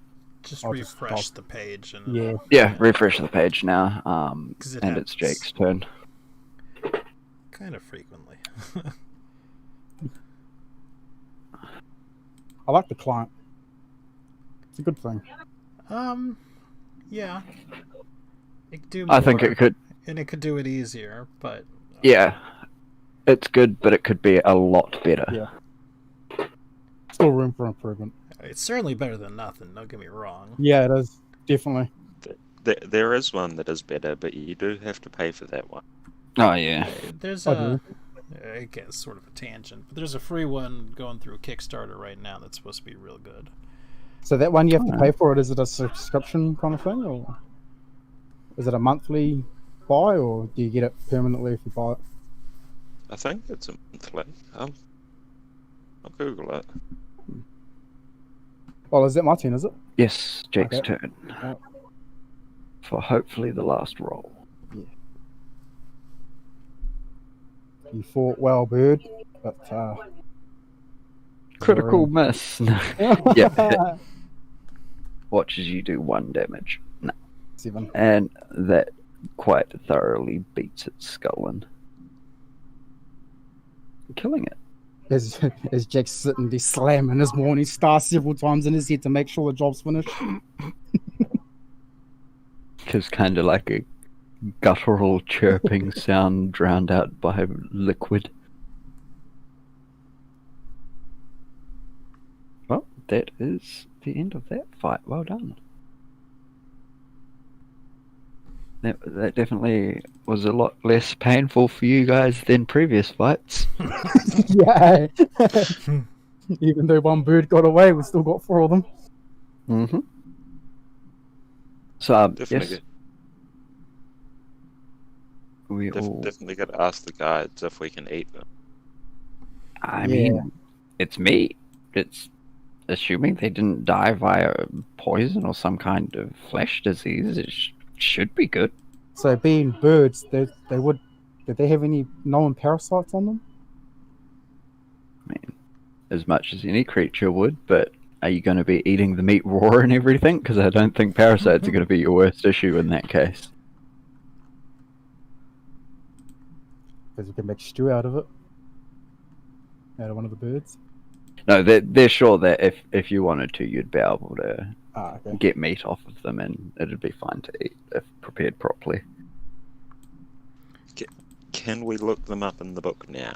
Yes, you can. And you find them, I mean, takes a few minutes, but you find them and they are axe-beaks. They're tall, flightless birds, and their beaks are heavy and strong. Some tribes, not necessarily in Chalk, but possibly other areas, have been known to use their beaks as makeshift weapons or crafting supplies for weapons.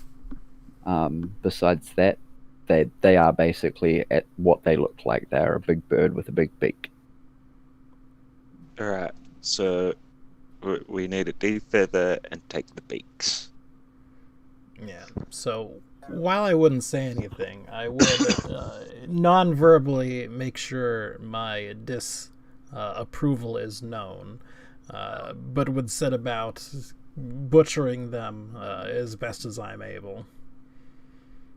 And Flask would help with any butchering that you guys wanted to do. Give me survival, somebody with advantage, or you can make him do it if you want. I think. I'll take it Survival. and then take a little Yeah. guidance, I've got 5 of if mine. you don't mind. No, you can use your spell slots for whatever as you It's wish. a cantrip. It's the stupidest Oh, thing well. ever.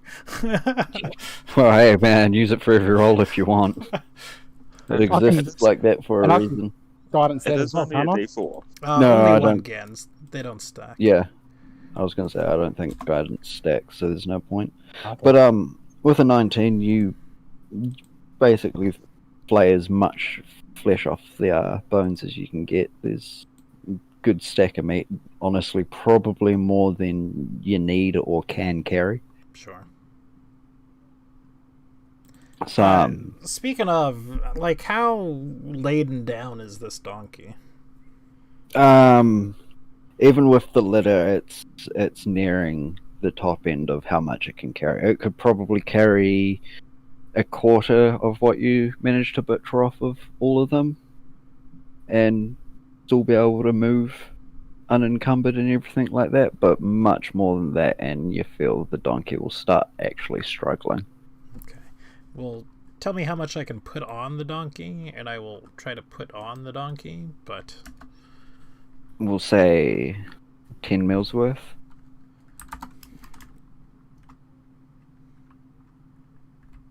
How much weight would that be? Yeah, that's the thing. 500 grams each per piece. Yeah, we'll call it about that. Oh no, we'd probably call it about a pound, I think, because you could consider each of those servings a meal in itself without anything else. Okay. A pound is near enough 500 grams anyway, though. Oh. Alright, well, we'll take it as a pound then. Pound Yeah. each. Yep. Each meal is a pound each. It's just because D&D uses fucking American measurements and everything, so Yeah. Ah, it's why I said Why pound don't- even though he said grams. Like I was just picturing half of the measurement unit. one of them ones. Yeah. 453 grams. Alright, cool. I'm sorry that's that why you don't It's get a pound. the unit of measurement of the free. Oh yeah, the free, eh? Okay. Tell me how much you paid on taxes this year, Greg. Yeah, in I your mean, free that's country. somewhat irrelevant to What was that? Quarter of your paycheck? the discussion at hand. But no, yeah, because of the weight and the measurement systems and everything D&D uses, I tend to just use like ration units Sure. for things like food and stuff like that. It's more armors and stuff, and even then, it's more of a. I just consider it a unit of Hmm. that. It's way easier to do anyway. I mean, Yeah. Especially when you're not actually having to properly deal with it. It's just, so you know whether you're actually overlaying yourself too much or not. Yep. But it takes Sort of. probably half an hour, almost an hour to butcher the 4 corpses. You've still got a good deal of the night left. Or not night, sorry, early morning hours. Like, yeah. I actually completely forgot that you guys were at the middle of the night just Yeah. then, so you guys should have been like disadvantaged that whole time. The first is only ability checks. The first exhaustion is only ability checks. Disadvantage. Yes. But you guys are in darkness. Or most of you guys. You have night vision, no one else does. There's no one else. Not even No. Dr. Baxter. No one has dark vision except you. Everyone else is like human and tabaxi, which are, That's why it was non-night easier. That's why it was easier. I would enough for you to honestly- spot me out sleeping. to be fair, for like tasks, I was on I can pop, light spell. Yeah, like you have Yeah. ways to light up the area and everything. It's just general night vision you guys don't have. Yeah. I'm surprised Tabaxi don't. What Hey, was that's that, why sorry? Esquire was missing all the shots for because it was nighttime. Yeah. Pretty sure Yep. that's Not racist. not due to his innate lack of skill, but Like, he fell out of that tree hard. took a hit to the head and you couldn't see properly. Yeah. No, Flask was hitting. Yeah. No. Flask is experienced in fighting. Yeah. Esquire's Flask, just, Flask was the one yeah. that fell out of the tree, not Esquire. Yeah. No. But, I sort of want to cut off one of the legs, have a comically oversized drumstick. That's fine. There's still embers on the fire if you would like to cook it first, so you're not spending the next 2 weeks vomiting on the trail. Oh, well, maybe I'll throw some logs in the fire too. You might die of Yeah, dysentery. it's Eh. This is the Cholton Trail, after all. Probably cook it. So I would But butcher some at that point, It's fine. because it was technically still my watch, but when my watch would be up, I would try to, go back and rest. yeah, and that's fine. I mean, for sake of gameplay, Last Watch can throw a roll, but I'm not gonna throw another random encounter at you in the same night. So we'll just see if there's anything nice and RP that can come from this roll.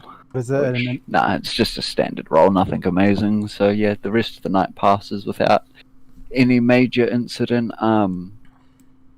By the time everyone's starting to rouse properly and start about their day, start packing camp up and everything like that, buzzards have started setting in on the corpses and any uncovered meats or products. Some of the scraps of flesh left on the bones are actually already dried and almost completely macerated by the insects buzzing around the corpses. But besides that, nothing of the camp has changed too much. The rest of the fog has cleared out over the night and over the past few hours. The day looks to be like it's starting out to be reasonably clear, quite muggy though. The air's thick around you, not so much like it was back when the storm was setting in the city the couple of days before then, where it's almost making breathing difficult, but it's definitely making your clothes stick to your back and everything like that. But if no one else wanted to do anything during the camp or at the camp, we can go back to the map. That was so we all had a rest, right, after taking watches. Yep. So could we class it as a short rest or? Short rest, yes, but spell slots probably would not have recovered by now. But that does recover the HP, yeah. The short rest you can use the hit dice on, yes. So you roll your hit dice and take one away from your hit dice total. Jeez, guys, did you not get a long rest there? Yeah. 8 hours of sleep. Hey, Mr. 4 hours, I can fight all day and still be good. So It's a that's shame I 9. didn't use any And spell then I'll slots. take one away, Yeah, and then you take one off your thing, and that gets brought back on a proper long rest, which will hopefully be tonight. A little bit But- of luck. With some luck, we'll go back. So we were sort of lost before. Do we need to get our bearings, or with the fog out, or no longer out, can we get our bearings quickly? That comes now. Just give me a sec. Fair enough. So first, I was gonna say that we would need the river again. how fast did you guys want to travel today? I'm not, but you were saying you were gonna kind of get hard on the water usage, Mm-hmm.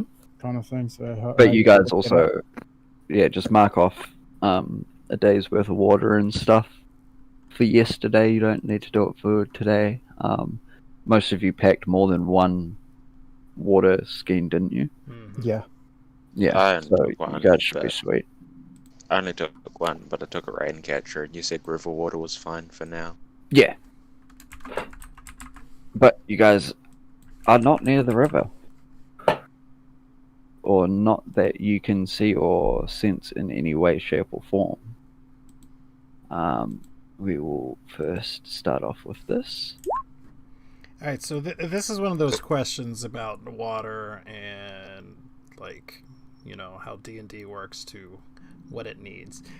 Are you playing that a water skin holds a full day's worth of water, or are you... Yep. Okay.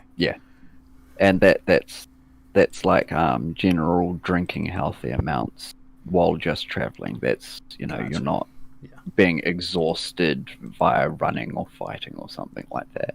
Okay. So did we end up filling up that barrel of water? I don't We believe you actually guys did made a not point yet. of it. Yeah, We did not, you guys did not make a point of it. We might want to stop so I can cast that spell so we can get some water back, because I'm pretty much almost out of water here. There's no quote-unquote natural water currently. Nah, I can use the water skin out of my water skin. All I need is a drop of water, Oh yeah, because you can create water Yeah. with that, can't you? Yeah. and it creates 10 gallons of it. Well, if you want to use your spell slot to do Fill that, the then barrel, mark off your yeah. spell slot and fill up the barrel. And that's fine. Were you guys deciding whether you guys wanted to set a slow, normal, or fast pace for the day? I would say normal. Normal? I don't think there's Yeah. any reason to do otherwise. Well, We're not in any rush. There's no fog. you continue moving for the day. Someone give me a nature roll quickly. Yeah, I mean, funnily enough, like, my nature is not a good score for me. For a druid, yeah. Yeah. Oh, do you have that rain catcher as well? Roll it. You Yes. do it. Oh, you, Yes, I you, have you, rain can, you can catcher. put that out because the spell it falls like rain in a 30-foot cube within range. Yeah, but Raincatcher doesn't mean he can like you'd probably Store put it. the He can get Raincatcher it. over the Yeah. barrel to fill the barrel. Like, it wouldn't be a separate thing, and it's not a movable container itself. It folds down to like No, but the spell falls as rain. yeah, but that's what I'm saying. Like, now you have a full Raincatcher. What are you going to do with it? It's not a storage device itself. Oh, It does. yeah. It does also say, alternatively, the waterfalls. You can just put water Yeah, in a right. container. So it catches the water, and we fill up the water skins, and then fill up whatever we can out of into the barrel. Mhm. Because how big's a barrel? Is it more than 10 gallons? Yeah, probably actually would be if it's a proper barrel. Barrels are like, Yeah. You'd have to Those give are it a like- minute to see what it holds, but 100 or something, isn't it? I don't know. Because I'm not familiar with But gallons. furthermore, it's a question of what the donkey can carry too. We might need Yeah. like a sheet for the donkey so we 42. can just see how much it's carrying. 42 gallons can fit in one standard oil barrel, which is what I would consider a wooden barrel to be equivalent to. So a give or modern take wooden 40. Barrel, So a how much- modern wooden barrel for winemaking can hold 225 liters. What does that transfer into gallons? Give us a sec. Well, yes, sorry. At any rate, yeah, I'll just cast a spell and it fills up the barrel. Fills Maybe up the quarter barrel. full. Eh? Would say probably about quarter full, if that, Fif- after filling your wineskins or your 55. water skins. Yeah, right. Yep. Yeah, because that's quite a bit. Are we in agreement with that too? Yeah. She's Yep, fine. we're good. Oh, Yeah. oh, refill your water skins. Um,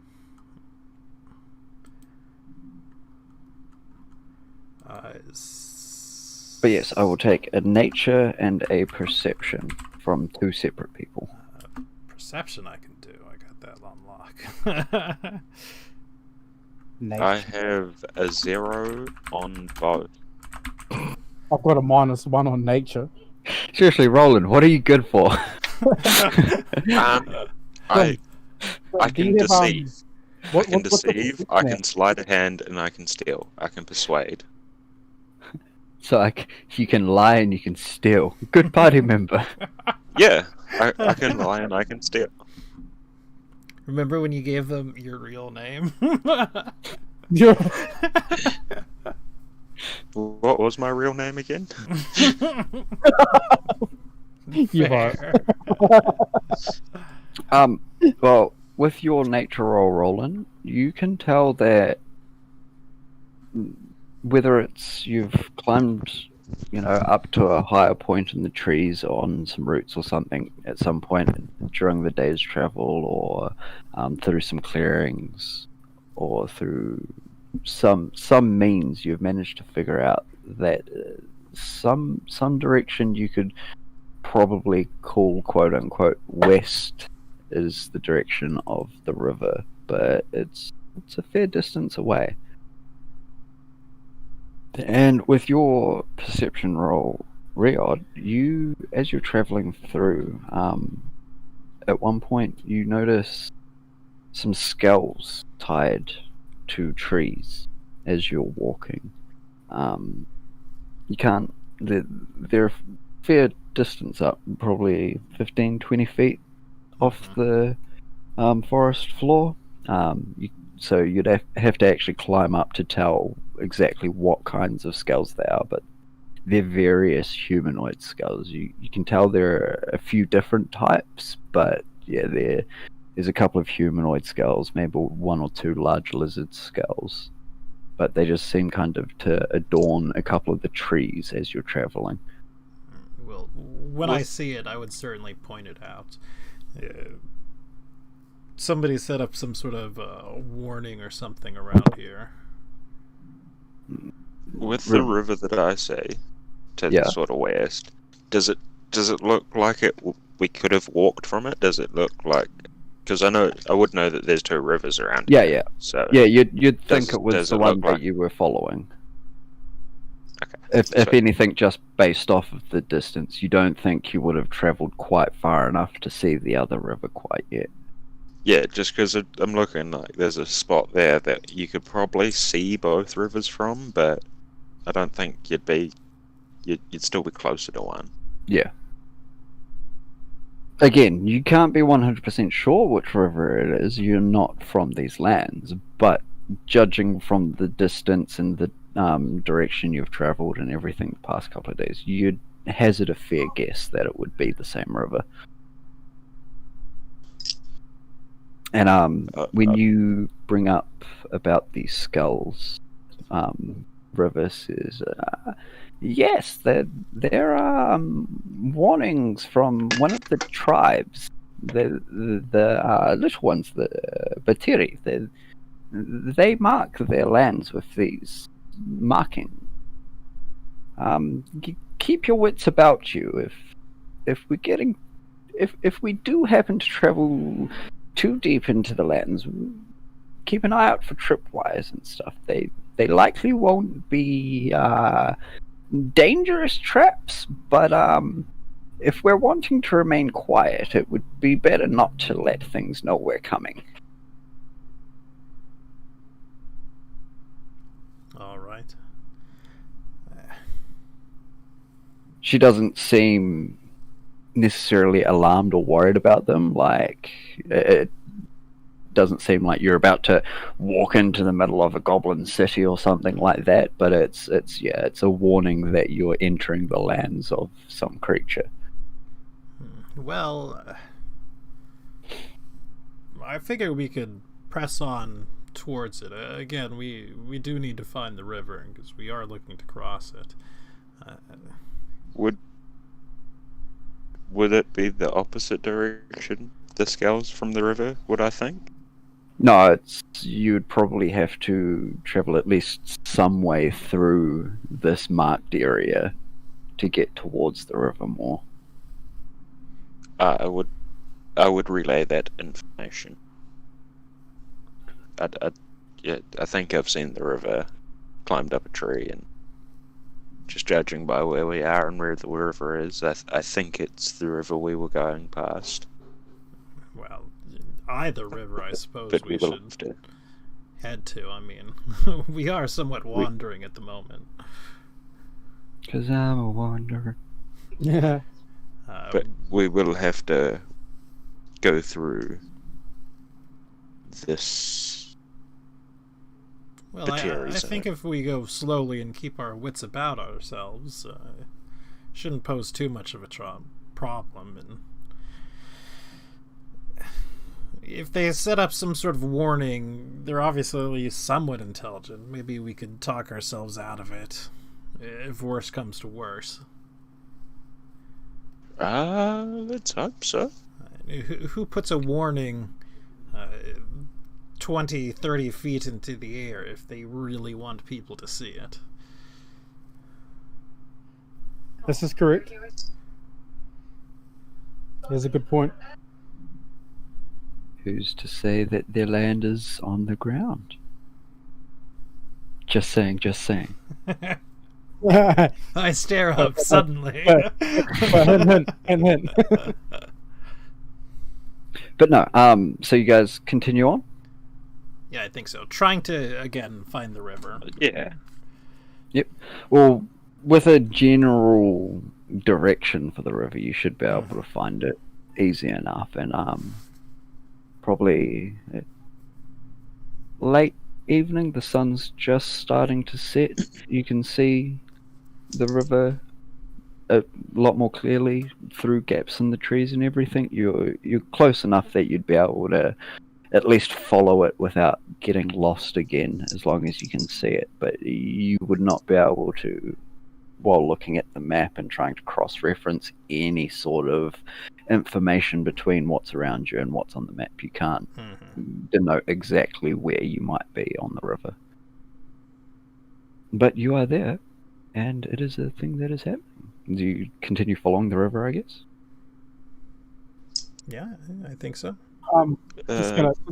Is there a place we can cross right here? You could probably do it. You're kind of at a long curve in the river where it's slowed down a little bit at some points, but it does turn into almost the start of some rapids over the end. So you could probably risk fording across, but you feel that if you lost your footing, it could be quite dangerous. I don't personally think I'm ready to throw away everything we just bought. Yeah, especially the donkey. Yeah. So a river like this, there's got to be a bridge somewhere. Cross it. Or do you reckon Well, it'll just... not necessarily. I mean, Yeah. Do we have any axes? I do. I've got a hand axe. I'll tell you right now, it would take you about a week to fell one of the trees that would be big enough to span across the river. It's quite a distance across. What are we doing for the next week, guys? Chopping trees! Watching you chop down a tree. Taking turns chopping trees. I had enough chopping down trees in my younger years. I'd rather not spend some time doing it. I say we just press on. Alright, press one of those. Are we pressing on throughout the night? Oh no! Are we going No. I've still got my heavy armor on, eh, boys? Have you been? Did you leave your heavy armor on? Did you? Yeah, I left my heavy armor on because we just left straight away. I would definitely consider taking a rest then, because you will be feeling rather exhausted by this point. Real exhausted. Okay, so if we're at the point where we're talking about taking a thing, let's set up our camp on the outside of where this warning is. And who knows, on the off chance that something or someone will come and investigate or something, let's not set up in it. But again, it kind of depends on whether we pressed through into it or we were talking about pressing through into it or not. So we just game plan for a rest tonight and we discuss it.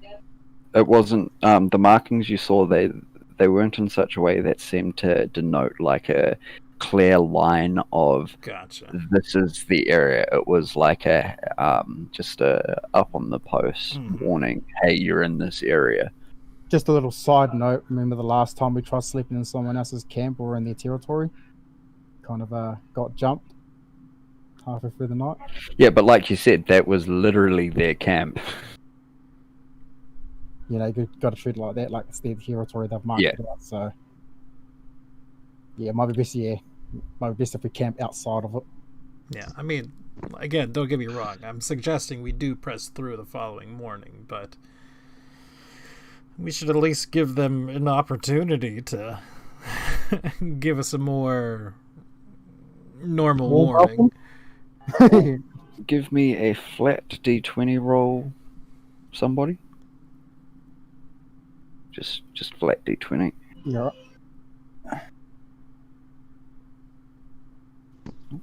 It's two of them. Yeah. I'll take. It's okay. It's okay. I'll take Roland's because he rolled first anyway. But yep. So you guys set up camp, and because I can't really bother creating another map quickly on the fly, we will just hand wave it for now. Roll me your 2 perception rolls for the group, and I'll roll you the twins. Who's rolling? Do you want me to roll perception? I have terrible perception.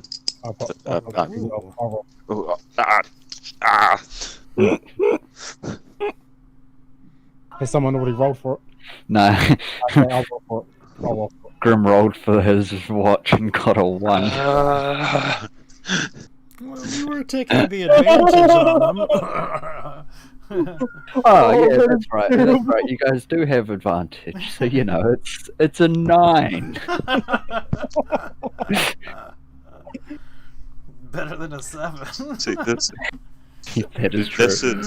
this is the reason why we got ambushed when we were in the camp. Yeah. Nothing happens, but Flask and River take the last watch, don't they? Yes. Yeah, They and have me to. and Roland take first. So Squire and Roland take third, second. as you all are waking up in the morning, River turns to you and says, "Well, good and bad news. Good news is nothing disturbed us throughout the watch, but bad news is that we did hear scurrying and the chittering of the Batiri. They may know we're here."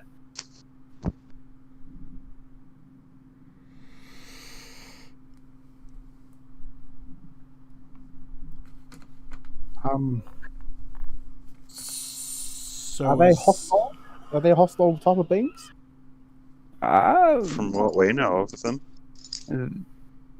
They're a kind of goblin. I mean, as long as you can provide something to them and keep them happy, they may not torture and kill you, but at the same time, they may do it just for the joy.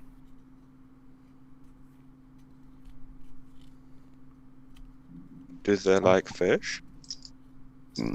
I assume they would like most meats, especially if it's fresh.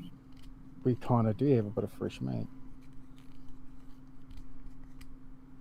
we do, but Do we want to part with it? No. well, we aren't exactly in a diplomatic position right now.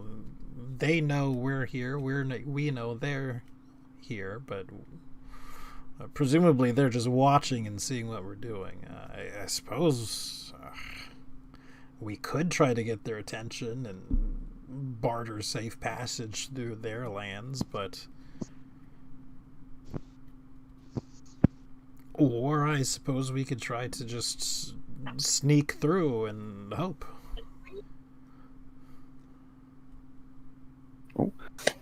Make a decision and let me know whether we are trying to be sneaky on our way through the lands or whether we're just going to stay open and more, I guess, approachable, quote unquote.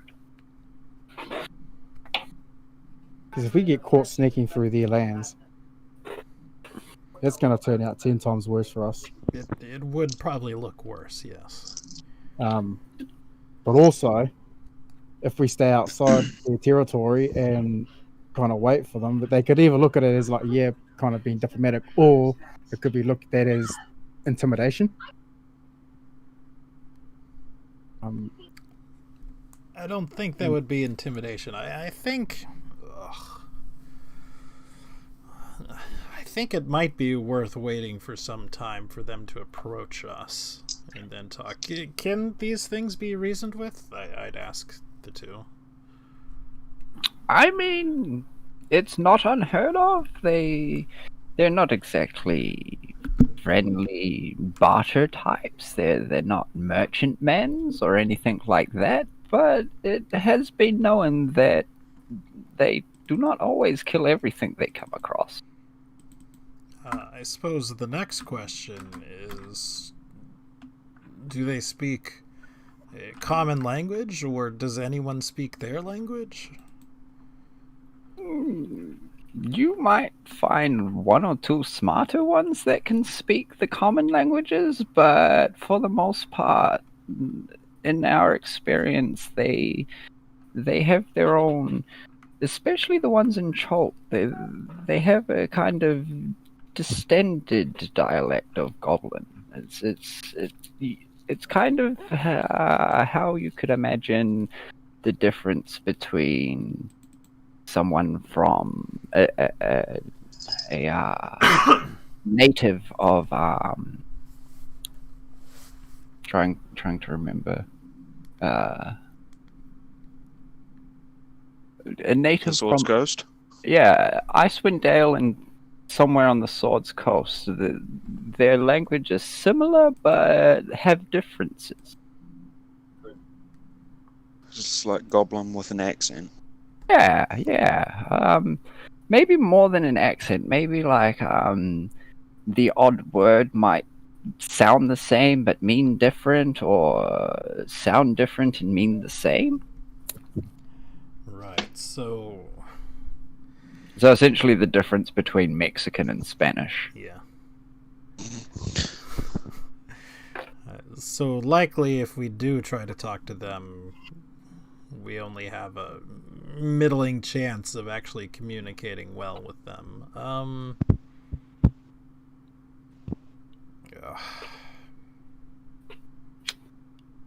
I know I'm certainly not wild on the idea of turning back after coming through for several days, but what does everyone else think?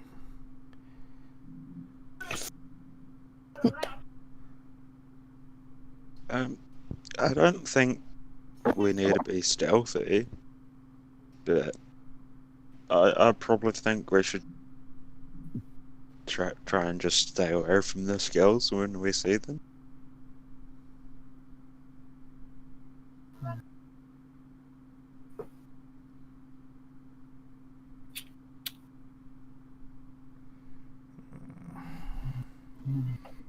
Your thoughts, Jake? Well, I'm at a loss here, to be honest.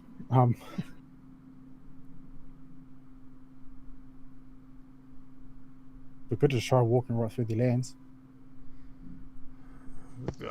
That is an option, but I don't think we could take a large tribe of these Batiri.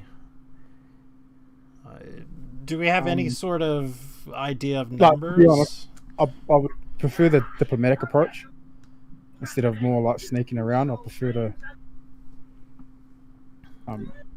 reason kind of with them if it's possible. Well, again, we don't exactly have a place to be. I mean, other than our overarching goals. I don't mind setting up for a week or so and seeing what happens. But, I mean, I would prepare for it to be a week or so while they think of what to do, and then they come to it. Yeah, that would be the reasonable way to kind of start a peace offer. No, not peace offering. Yeah, or at least a dialogue of some sort. Know that we don't have hostile intentions, but it's certainly the respectable way. So yeah, setting up camp. Set up camp? Seems like a plausible option at the moment, yeah. Objections unless our spy wants to try his luck, but I suggest he doesn't. I'll just quickly make some changes to this for you guys. I mean, another quick drink. I'll be right back. That's fine. This might take me 5 or so minutes because I'll truck in a river next to it as well.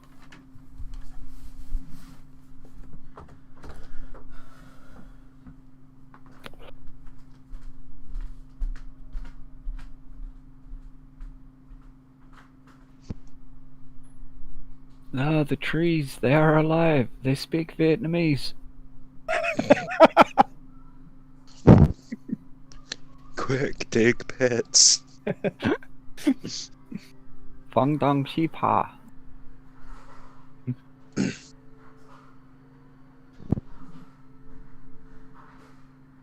And because apparently this is like the most useless sized fucking coloring pen ever in this game. It's so stupid. You know you can change the size. Yeah, this is extra large. That's an extra large line. Wow. That's the largest thing. That's the biggest line you can make. You're gonna be But, real. Why don't you just write river down? Just right down the side of it. there we go. That's Yeah, your river. That is a supreme drawing of a river. That's Pablo Picasso kind of sneeze. But yep. Tell me if you want to set any of your tents or anything in different configurations or anything. I'm back. Is that drinking water? Hi, back. Yes, it is. It is a river. It is a big river. You're pretty sure it's the same river Shushin Star that you were following beforehand. Speaking about our bearings and whatnot. At nighttime, is like the foliage up ahead of us so thick that we can't see the stars at all to get our bearings, or in the actual like deeper parts of the jungle, no, you can't see the sky. The canopy literally creates a thick roof where like there's only a couple of spots here and there that let light shine through. In a place like this where the openness of the river and everything like that, yeah, sure, you can. Okay. Especially at a wider point of the river like this. Like there might be some points of rivers and creeks and streams and stuff that have the same canopy, but this part's quite wide and open, so you would be able to at least tell which way is north and south. Mm-hmm.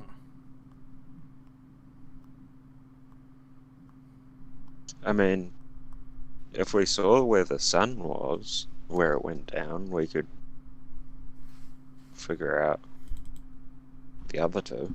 Oh yeah, like you could figure out basic directions easy enough as long as you're not under the canopy, but actually figuring out like exactly, hey, we're on this point on the map, you're not able to do without a high roll or on something. Yeah. And guess what we didn't bring? No, actually recovering from being lost is actually covered in the rules for Chol. Oh, is it? Yeah, it's part of the survival rolls that you make each day that you're traveling. Okay. So we have to make a survival roll each day. Yes, every day that you travel, you make a survival roll. If you fail it, you get lost. If you are lost and complete it, then you find out where you are again. And if you are not lost and you complete it, you do not get lost. Okay, so I take some time to strip my armor off. Man, yes, alright. Yep, well, because we will be doing basically a set camp for at least a few days to a week, as was the plan. We can probably hand wave a lot more of the minutiae stuff, and perception rolls and stuff like that we'll mark down for once a night just to streamline it a bit more, and plus you guys are sort of waiting for a specific encounter, quote unquote. Mm-hmm. But you guys managed to find and set up camp in a reasonably nice space. The river's kind of created like a sort of, I won't call it an inlet because it doesn't continue on anywhere or anything, but it kind of ducks into the bank a little bit, and there's a kind of sandbar that cuts it off and creates a kind of secondary creek or river that you guys have camped next to. Oh, boys, gonna take a 2-minute break, go to the toilet. That's a good. Yep. And Gonna run out of bait at this rate. Yeah, I'm sure you Oh, can just yeah, no, you're not doing good with the fishing, are you? dig for No. it. How do you want to do this? Do you just want to say what we do in the intervening time, or? Yeah, basically just each day if there's something particular you want to do, whether it's, I mean, you could go out and try and find tracks or markers for the materia if you want to actually be proactive about it. If you're just wanting to basically hang around camp, we can just hand wave it until that point, and we'll just see if any random encounters pop up. Well, for at least a couple of days, I do want to start actively looking for herbs that can be used in a healing potion. Well, because you have essentially all the time you might need for it. Give me a nature with advantage. Ooh. Just because you're able to basically mark off the land and Sure. be like, okay, I'll actually comb this area properly part by part. But with those rolls, It's not that I Yeah. couldn't find them. It's just that they don't exist. yeah, you find some berries, but they look suspiciously like nightshades, so you might not want to put them in a potion of healing. But yeah, besides that, you don't find anything that springs out at you. Yeah. Again, it may not even necessarily be the fact that the plants around you don't have those properties. It's the fact that most of these plants around you are almost from another world. That's how different Cholt is to the rest of the Sword Coast and everything. I suppose while we're camping out here, I want to teach myself how to At use least the you fishing didn't roll a kit. 1. I want to teach myself how to use Was the there fishing anything kit. anyone else wanted to do? Each day, about mid-morning, Flask goes out and comes back. Not quite sunsetting time, but again late evening, late afternoon sometime. I mean, it's not an exact science each day. Some days he's back a little bit earlier, some days he's back a bit later, and everything like that. It seems to be he's either helping you guys look for the Bateri, or sometimes he'll come back with some small game that he's hunted or something. It may not be necessarily for the food. You think maybe he just enjoys the sport, because you guys have a pretty good stockpile of food. You wouldn't think it'd be something to worry about currently. If I keep going out and fishing, can I teach myself to use the fishing kit? Can I learn proficiency? Yeah, but I mean, it's not something you learn in a week or two. I know, but the more I go out and try, Yeah. the more fish I'll get just practicing. Yeah, but if you're actually going to make a point of, learning and increasing the skill and fishing proficiency and stuff like that, minor proficiencies like that, I have no problem with players learning over time slowly themselves if it's feasible that you could learn it yourself. Like, you're not going to be learning blacksmithing out in the middle of the forest or something like that by yourself. But yeah, but something like fishing. Walking up a river, you could teach yourself how to fish. Yeah, exactly. It's you're learning the small things, like the differences in where you cast the line to, put the line behind rocks and everything like that, so they're actually going where the fish and the trout sit and everything like that. You're just getting really unlucky and they're just not biting. Yeah. You get a couple of nibbles now and then, but yeah, they're not actually taking to it. But Well, after I'll just try tomorrow. we'll go 2 perception rolls from 2 different people, so 1 each from 2 different people. All right. I will hit 1. Because that's what I do. That's what you do. And then since you're here rolling, you can do the other one.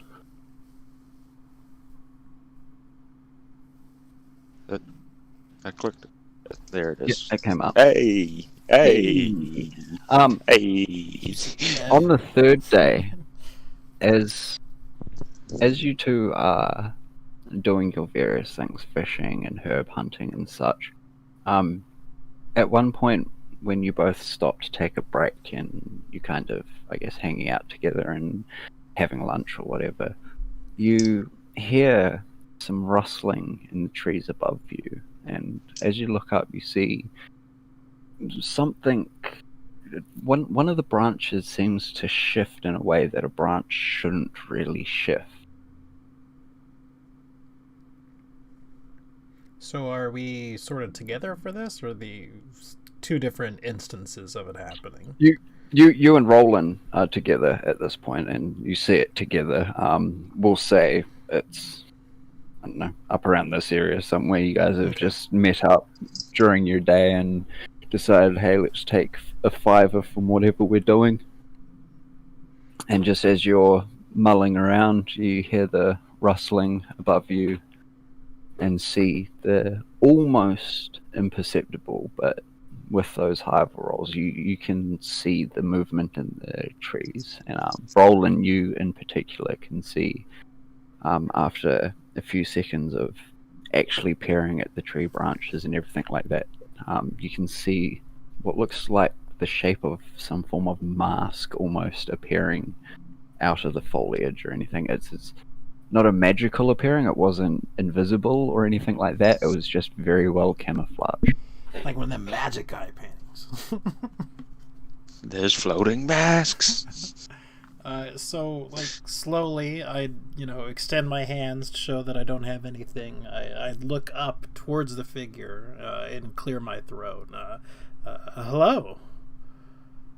The mask kind of shifts to the side, and its eyes are staring at you, and almost chittering sound comes out of the trees. You've heard it once before from the battle stack that you fought of the goblins. It's not something you understand, but it definitely sounds like the formations of a language. Unless someone speaks Goblin, but I don't think either of you two do. No. No.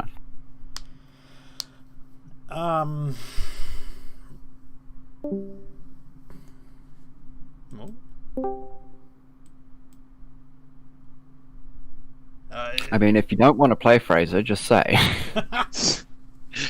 Everyone just stopped talking, and it's like, wait, what happened? But then I realized that I don't know what happened. I must have disconnected, so I hung up and then reconnected. You don't speak Goblin, eh? No, I speak Common and Elvish. Yeah, so no, you just hear a chittering sound coming from the mask. And I'm just assuming you didn't hear any of what I said. It is the same kind of chittering that you heard from the battle stack up by Fort Balorian.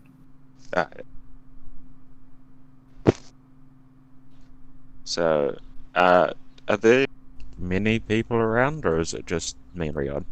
It's just you and Riyadh together. Again, you guys are probably around this area somewhere between the rivers and the trees, and he'd be up in the trees at some point.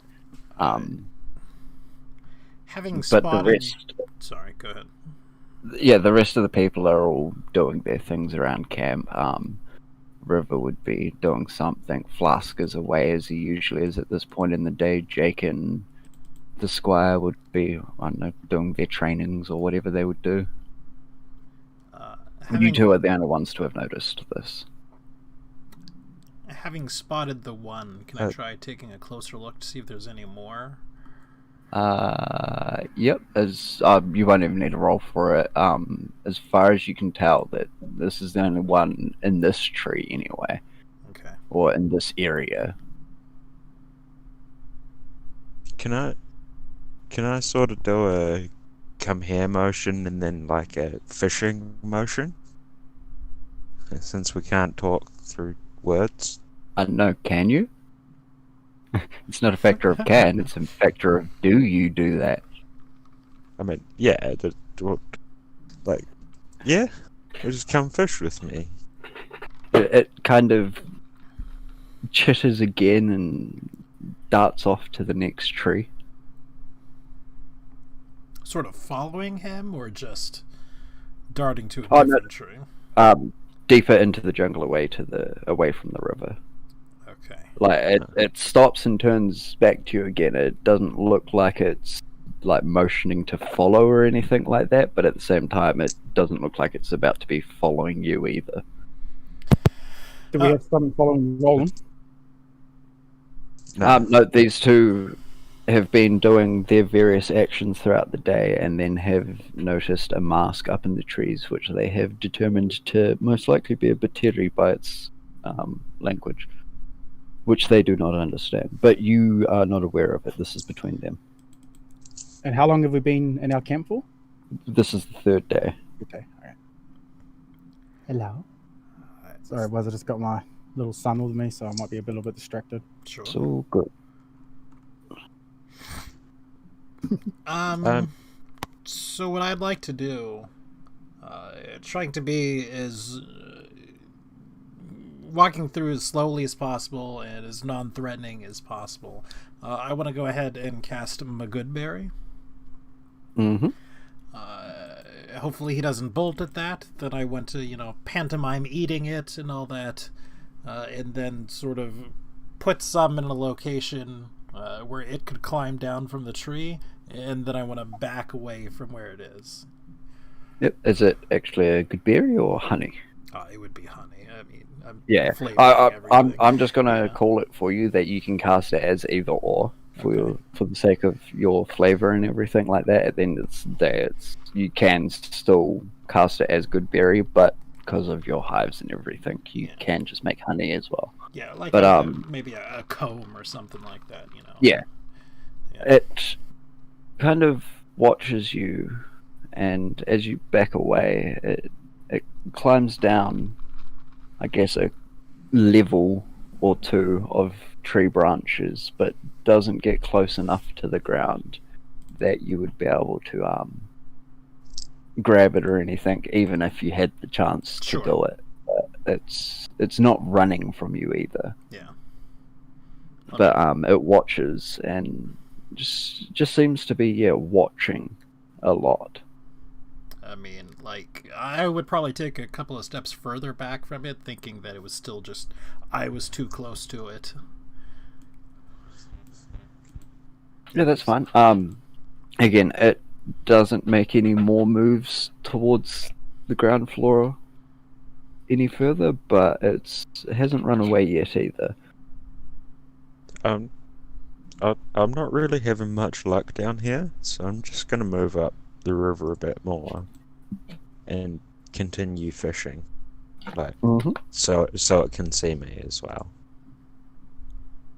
Just have no luck whatsoever. As far as you guys are aware, it's just watching you, and it's content doing so for now. Yeah, that's not going to bother me. I'll just continue fishing.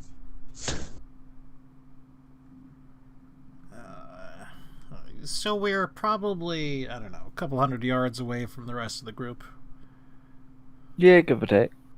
Probably not even that, actually. I'm not sure how far a yard is. Okay.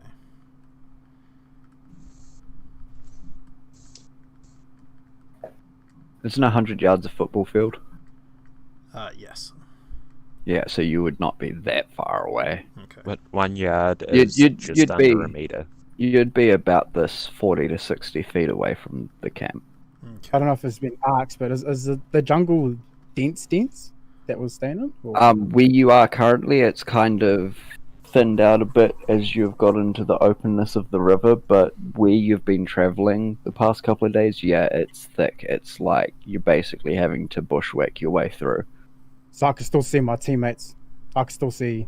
You can see what these two are doing. Like this is basically where this tree line is and everything like that. That's as thick as it is, and then beyond that tree line, like where Flask is and everything, that's where it turns to thick jungle. But out here, it is thins out, and you can see each other as is. So you can see Roland and Riod doing what they're doing. You can't see what they're doing it for and everything. You can't, to you, basically Roland's not stopped fishing. He's looked up in the trees for a few seconds and then gone back to fishing, and Riod has put some honey at the base of a tree and stepped away while trying to talk to something. I mean, I did motion for the tree to come towards me. Oh yeah, that too, sorry. I guess me and Theodore, we're just gonna check our armor and check the integrity of it. Continue doing what you're doing. Yep.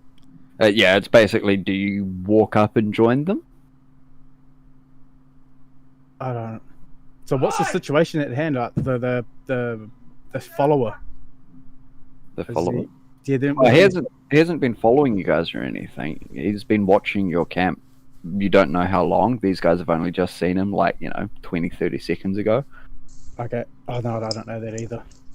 No, you don't know that it's there, but you've basically seen Riod has been herb hunting and Roland's been fishing, and then they've stopped for a break and chilled out together for a couple of minutes, and then they've both kind of pointed up into the trees at each other, and then Riod's gone, hey, come talk to us. Whatever you said, I forgot. Sorry, Grim. Oh, I just said a hello to it, basically. Yeah. So basically, Riod said hello to what seems to be a tree to you, and then put some honey at its base and stepped away. Yeah. And if you want to, no, go. I would go back to the rest of the party. Mm-hmm. The group. I'd inform them. One of the Batiri is watching us. It's not taking a hostile action, so that's a good thing. So I would I'd ask you to keep any weapons or anything like that stowed. We want to convey that we do not have these hostile intentions right now. Understood. Well, but then past that, everything's really up to them. So, did you need hand over at the river over there? Yeah, you fishing over there? Is this correct? Roland is I'm fishing. fishing. Yes. How is our wonderful spy doing at fishing? Is he catching anything? He's not very good at things. Just sort of in general. He's throwing a hook at some water. I wouldn't call it fishing quite yet.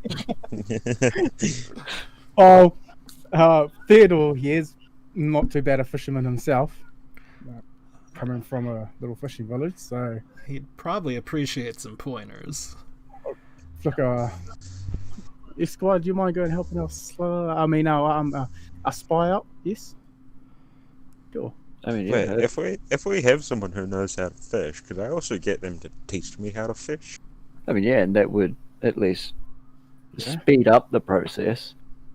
But again, fishing's also not one of those skills that can be book taught anyway. It's kind of you learn the feel of it and everything. Yeah. You learn when and how to pull. Yeah, there's like a difference between like going out fishing and fishing professionally too, Yeah. Yeah, like basically your extent of fishing currently, Roland, is Huckleberry Finn tying a string to his bow. Flick. And then except a little bit better because I could afford the proper tools. And then Esquire would be the equivalent to like a weekend fisher or something like that. And then proficiency would be a professional fly fisher or someone who actually fishes for a living. So, Theodore comes over and starts helping you fish. Yeah. It's not so much he's giving you direct pointers, but he's showing you some of your mistakes. Get the best distances out of your casts and everything like that. Yeah, you can have a try fishing if you want. Some of your many mistakes. I don't think there's many fish biting today. Theodore looks at the river. I would be happy to take some tips. Looks at the river, looks back at Roland. This fishing. Someone, Jack, give us a perception roll.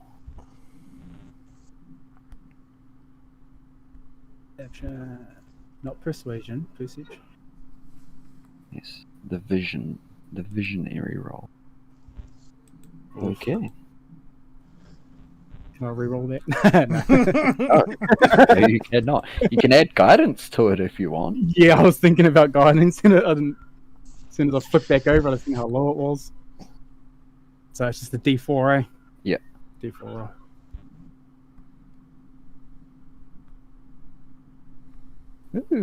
Oof. That bumps it to an almighty 12. But no, you don't. Don't diss that. That's the difference between making and saving and failing the death save. That is actually a good point. But for the moment, nothing untoward seems to be happening.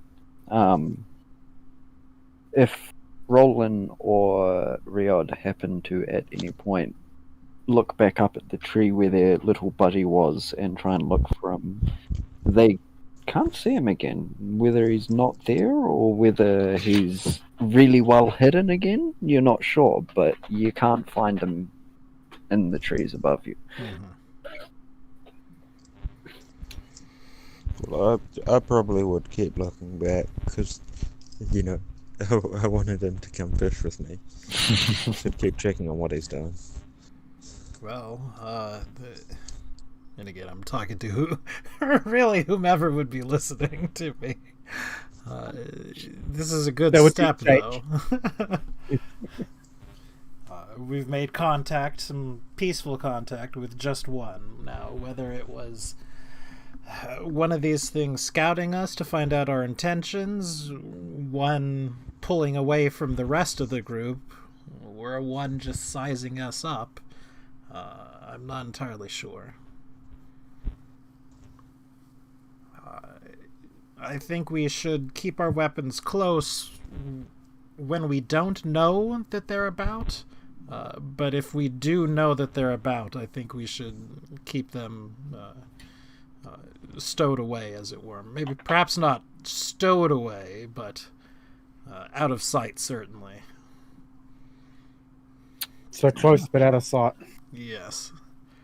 Mind you, in a situation like this where we don't think they're watching, we'd be stupid not to be armed, but we want to show them we don't have any hostile intentions towards them, not that we cannot take care of ourselves. Because yes, that would also be a very important thing. You don't want to look angry, but at the same time, you don't want to look easy either. Yeah.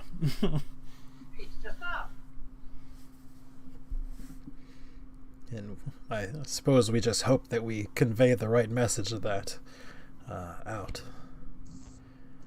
So when you first encountered it, did any of you have any of your weapons close by, or were you looking aggressive, or? Well, I mean, I always keep my club with me. I assume Roland does the same. I'm sure I would have done fine. I mean, there's a big difference between. There's a big difference between having your sword in its sheath on your side and, having it half drawn, ready to go. Quarterstaff, rather, not a club. I do have a dagger, rapier, and bow. Yeah, so we're armed, but I probably wouldn't have taken. Yeah. Probably wouldn't have taken the bow fishing. I mean, bow fishing is a thing. Hey. I know, but I can't even see fish. I mean, who's heard of rapier fishing? Not me. Maybe less of a thing. But either way, I conjured at some honeycombs. To be honest, I don't know whether it took it or not. I haven't checked it. So, came down some when I did create it for there, but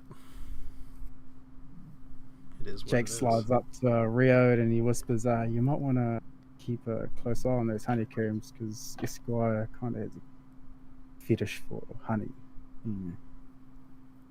A fetish? A fetish? A fetish. What a specific word to use. How very sticky. What a specific fetish to have. Well, I certainly don't mind him eating some, but it lasts much further than you might think it lasts. I'm going to quickly let my dog outside. While I am away, everyone give me a quick perception roll. Sure. I hope it goes higher than a 12. I know it's a lot of perception rolls currently, but... There's a lot of perception rolls in this game. Yeah. We're just trying to perceive things. It helps when you can perceive the world around you. Yeah. Can I give you an insight roll? No.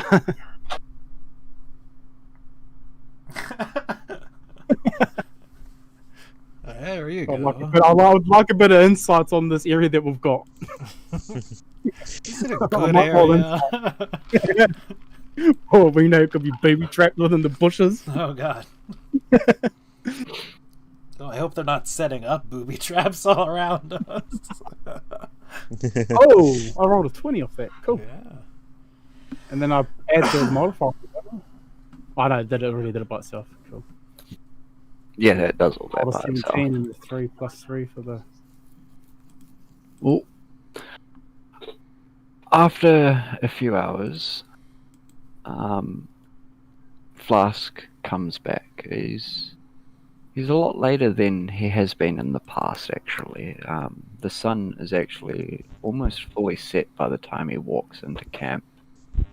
And he's not looking injured, but he's looking a bit more worse for wear than he usually does when he comes back. And he comes and talks to River quietly off to the side for a second. And she comes up to you and says, well, Flask, I don't know if you've really wondered where he's been going, but he's been trying to find the little ones for us. He says he has possibly found where their village might be. Would Oh. River have been around when I told the other people that the goblin came to us or not? River would have been, Flask wouldn't have. Okay.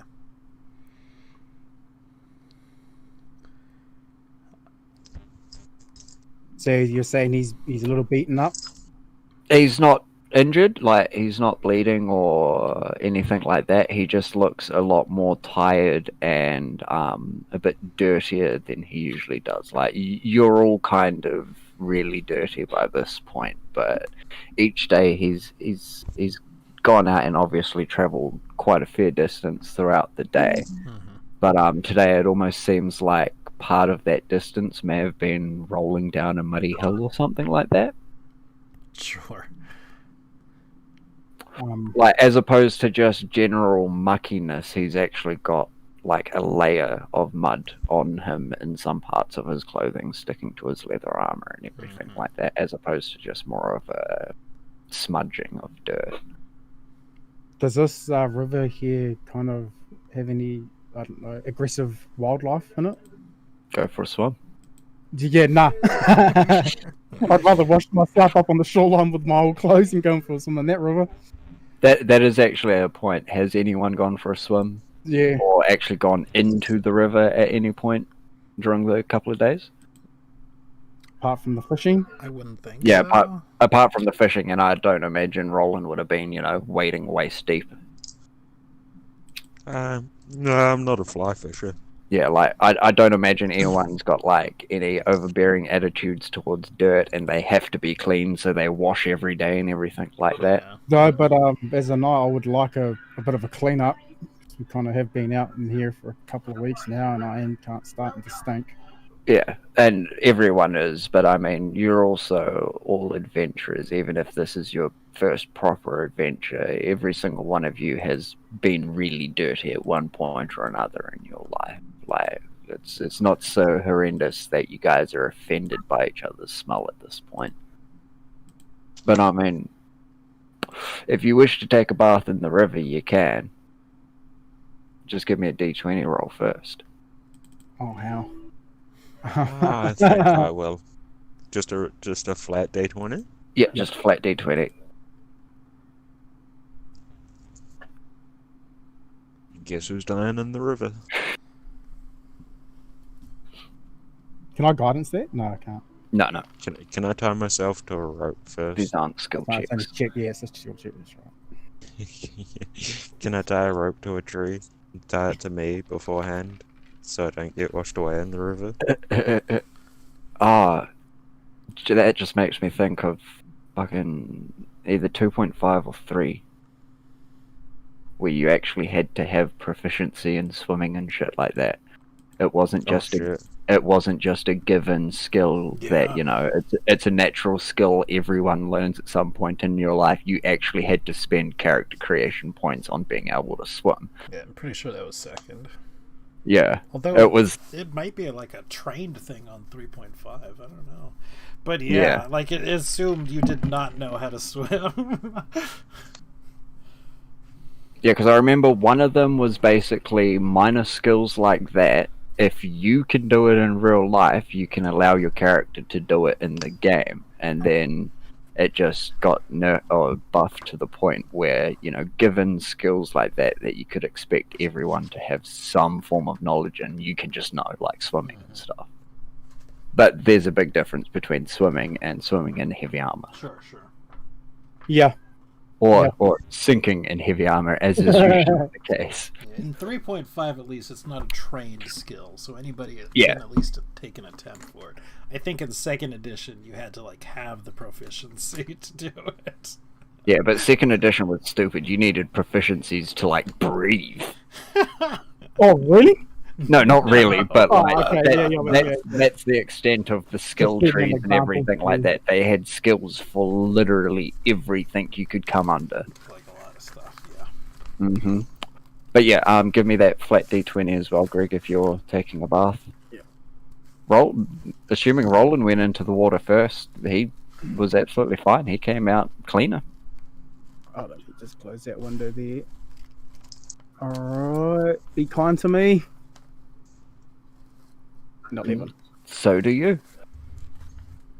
As far as you're aware, the most living thing in the river would be the fish that Roland's failing to catch, or maybe a crab or two. At this point, we don't even know that there's fish in the river. Yeah. Chances are there is a lot more than that in there, but as far as you guys are aware, there may not even be fish.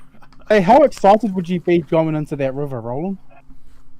Would you be jumping with joy? I just went into the river. Do you like playing in water, kind of splashing around? Would you say that's you? Anyway, Not really.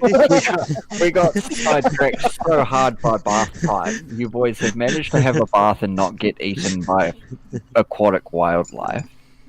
So yes, No leeches? Flask.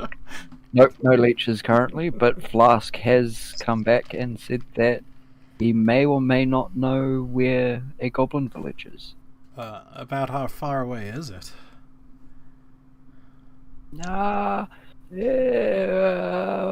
Probably at the rates we travel 3/4 a day. Sorry, I legitimately couldn't hear that. Sorry. Going off how fast we tend to travel, about 3/4 a day. And how close did you get to it? Could you make an estimate at how large the village is? I was not game enough to go that close. It's just those markings we saw the other day, they get a lot more frequent in that direction. Ah, I see. Makes sense. Well, good job. Have a honeycomb. Kinda looks proud, and sure enough, chuffs back his honeycomb quite happily, and goes and sits down and kind of, not exactly not like a cat cleans themselves with their tongue and everything, but he's cleaning up himself a little bit. We've also... in as feline of a way as a humanoid could without actually licking himself. Right. We've also had a little bit of a breakthrough here. One of the Batiri has approached us.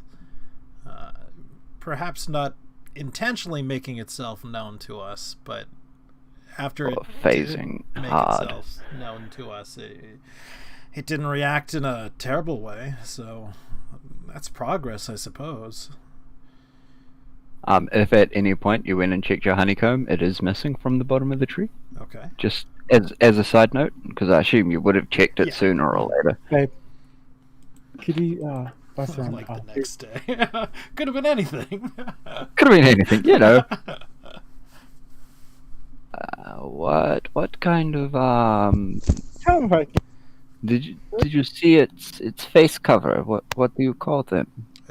The mask? Yes, that one. Air conditioning. Well, I did, but I didn't know I was looking for anything specific on it. Oh, okay. Just a fearsome-looking mask, I suppose, is my best description. With my 20, would I have seen anything that he would have known? Yeah, I was going to say, because I knew one of you rolled the crit on it, give me a insight roll on it. Let's just see. There it is. Hey, don't roll. I'll do that insight roll. No, you can't, because it's based off of knowledge of rolling. Ah, okay, yeah, my bad. All I heard was I insight had when an I came back. 18 on it, but I mean, I didn't really see. Yeah, no, you saw that it was, was- as Riod said, a fearsome mask, but you wouldn't have been able to note out particular features of it. I would know what shape it was. Yeah, you'd know its general shape, and you'd be able to say that it was an oval kind of shape, as best as you could guess. Anyway, it was very well adorned with what you could see, whether it was with feathers and leaves and sticks or bones or what. It wasn't just a straight wooden mask. Well, the most I can describe it to is it was ovalish shape and had some fancy. is there? It was an ovalish, but had extra shapes off the side. I can tell that well. Is there something we I should pay did not- attention to when we see it? Does it denote rank or something, or tribe, or? Oh, give me a sec. I'll just be back in a sec. Sure.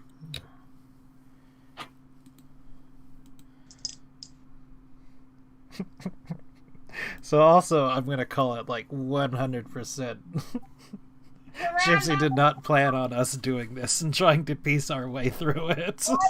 This is all made up.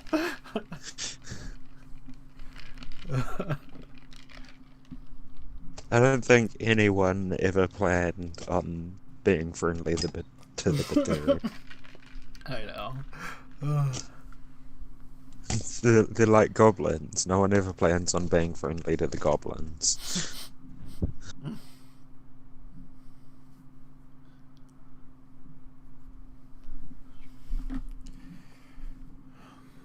They're gonna be our best friends.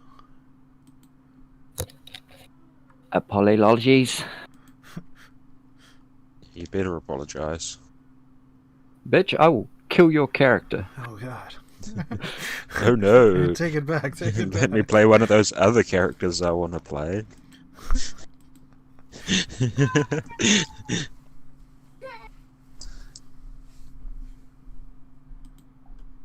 But, what were we addressing?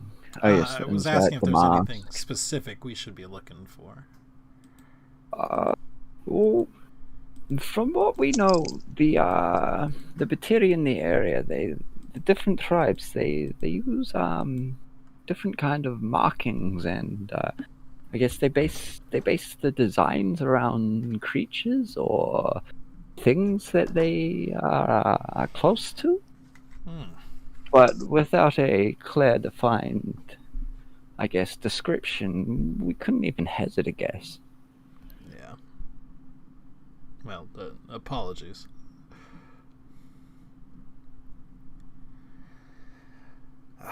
That's And it, the I guess. fact that you were able to see it at all, I mean, we did not.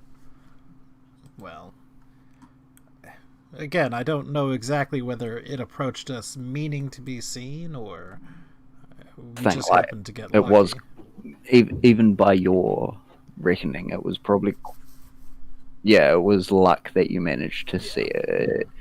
It was not. It was so well camouflaged that it very well could have been watching you the entire past couple of days.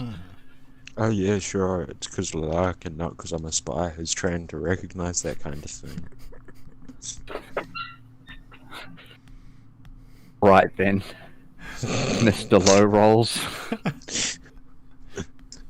Hey, I wasn't trying to fish. But what were we wishing to do from here? Were we wanting to continue waiting for them, go after them, or we know the general direction of where their village might be, so it's easier to avoid if you just go in the opposite direction? Well, I guess that is the question: is whether we. want to make contact with this Batiri, or we just want to avoid them and head on our way now that we know where they are and we can just avoid them? I mean, I, for one, wouldn't mind making contact with them. I think all the more primitive races are fascinating. But I can understand that not all of you may have this fascination with them that I do.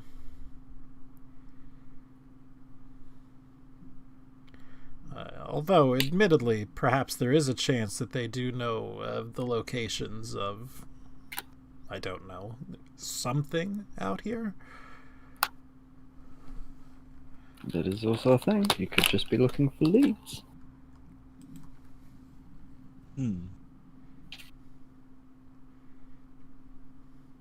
So,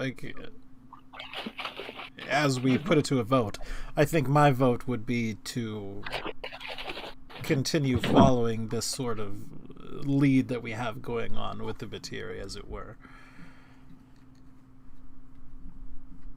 Roland? Yeah. We can check it to votes. Oh, if you want to go look at it, that's already out voting, because... Gonna get extremely hot in here for a second, but then it'll cool straight back down. I think Greg stepped away. He's actually just stepping back. Oh, He'd- hilarious. That's right. Puppy He's got still out. back. Oh, wow. Okay. Fair enough. Puppy had run outside. Ah.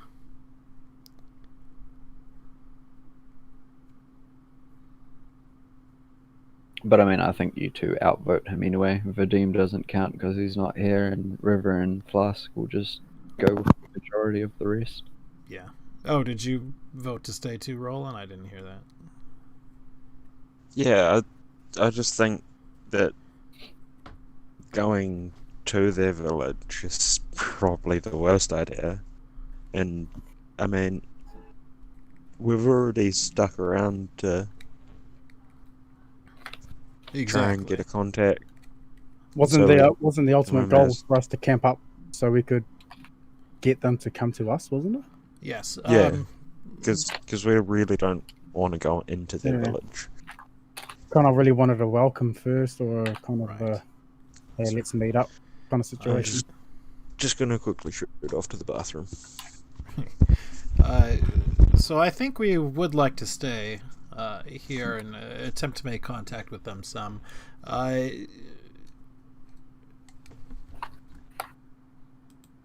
Flask of wine, I don't mean to seem harsh or anything, but I would ask you to refrain from heading towards the village. We don't want to give them the wrong idea that we're attempting to infiltrate it while we're hoping to make friendly contact with it, especially by yourself. Well, obviously you can take care of yourself and do so quite well. I certainly wouldn't want things to go south unexpectedly for you. He shrugs and says, "It's fine. I was just. I'd prefer not to stay around doing nothing. You know." Well, that is a good point as well.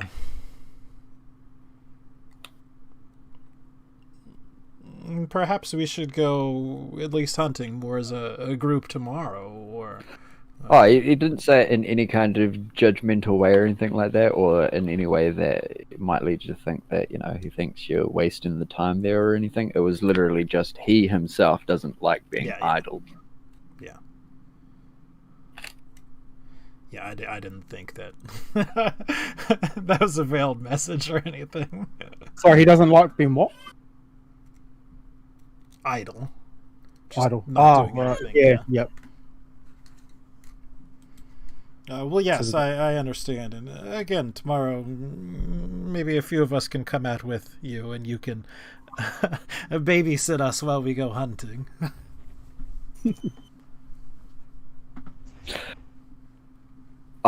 I may not have heard the first half of that. You've been kind of phasing in and out of it, Grim. Let me jump in and jump back out. Yeah. I'll do it too quickly. Just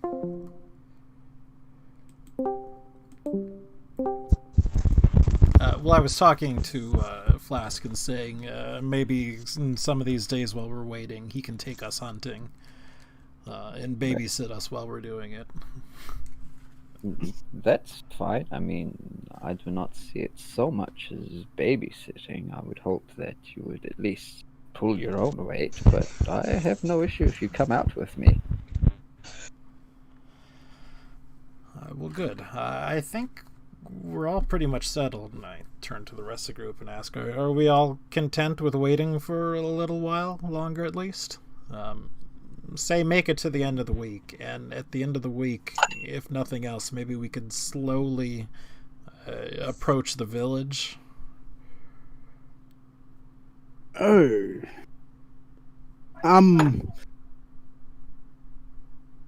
Yes. Sounds like a plan. Let's just hope all goes well. Oh, I forgot Roland stepped away too, or Fraser. I am back. Oh, okay. Did you hear what I said? When we don't Yeah. get chased out of the Yeah, I just didn't want to interrupt. territory by angry little yeah. gremlins. Goblins? Goblins. Goblins, yes. Well, I think that's the plan then. Try to hang out for at least till the end of the week, and then if they don't make any kind of contact with us, slowly head towards the village.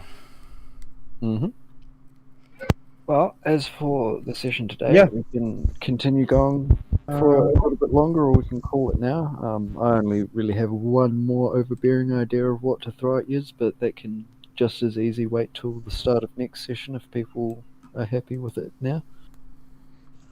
I'm fine either way. I mean, it's only 10 o'clock for me, so it's earlier than normal since, we started an hour earlier. Okay, I'll pose it as a question this way. Do you guys want to be left on a cliffhanger for the week, or do you want to be left not worrying about your characters? They're depending on what the DM burns up in his head for next session. Again, I mean, I'm game either way. Yeah, I'm keen. Whether we carry on or leave it here, I'm keen to do what the group wants to do. Well, the sun continues to set, and night falls. The shadows and darkness encroach around and on your camp. And give me our perception roll for the night. Somebody. Watchers. It's just one, because we're doing the proper camp thing. I'll roll for perception. Mm-hmm. Yeah. 8. Never am I rolling again for perception. And 22 for Riyadh. Looks like he's kicking me awake again. No, it's not a 1. I'd only really consider 1s as a complete failure of watch. Okay. Low rolls is just, don't see or hear anything, whether it's there or not. We were doing advantage. In all fairness, we do have advantage. Yes, but you're also only rolling once. Which is why I don't even know why Riyadh fucking rolled as well. Oh, I thought you said roll. Oh, my bad. No, just one roll for the night. Gotcha. Yeah, that's why we're going off your roll, must Mark. definitely have advantage. Yeah, well, I mean, you go off the first one usually. No, we're going off your one. We'll go off of your one, Greg, but we'll give it advantage. Okay. So it is a 20. And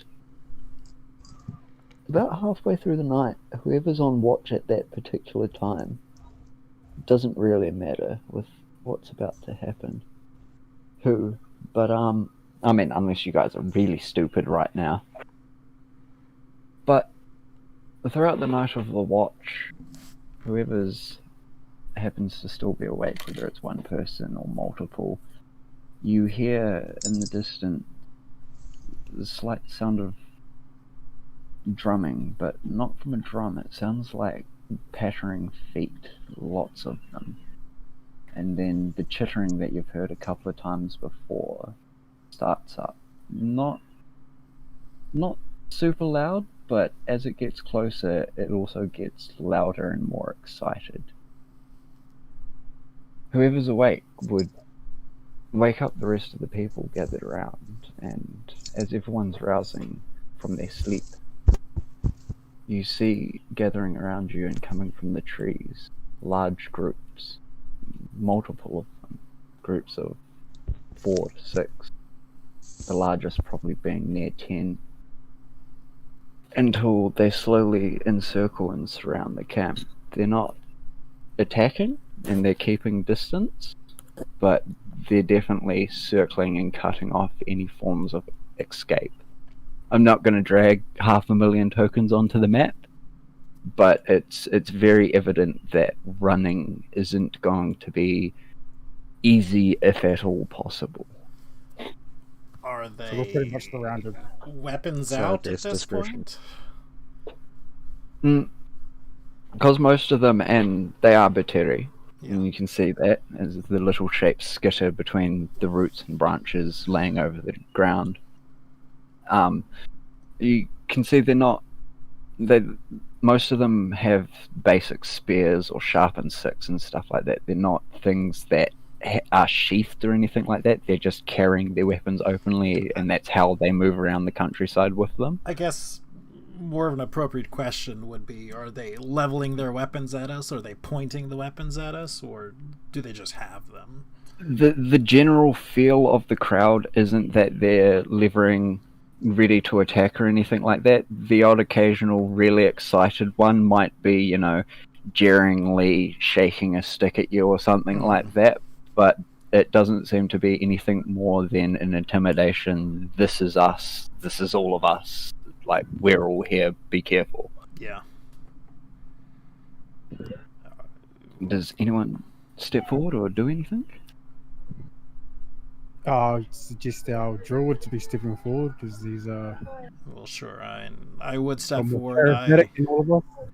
I would arm myself, but I would try to do not leveling my Yeah. weapons. Yeah. Again, your main weapon's a quarterstaff, though, Quarterstaff, isn't it? so yes. Yeah, so basically it's just you're not leaning on your stuff.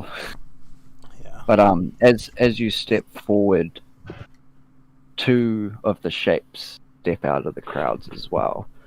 And one of them you seem to almost recognize.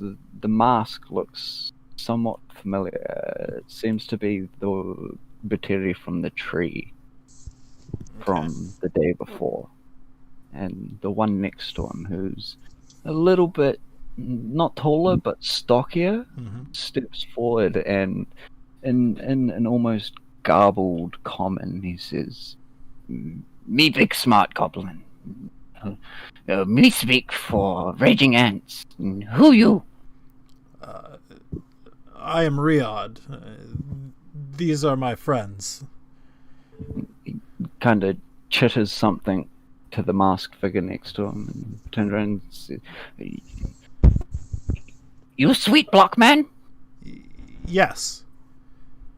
"Ah, Big Queen Grubstank wants to see Sweet Block Man." Your queen? At your village? Yes, Big Queen Grubstank. I see. Come, you lot come now. And at this point, the rest of the crowd starts hyping and jumping up a bit more as they get the fact that it's an order. It's not a recommendation or them asking. Sure. Yes, let us break down our camp. No, come now.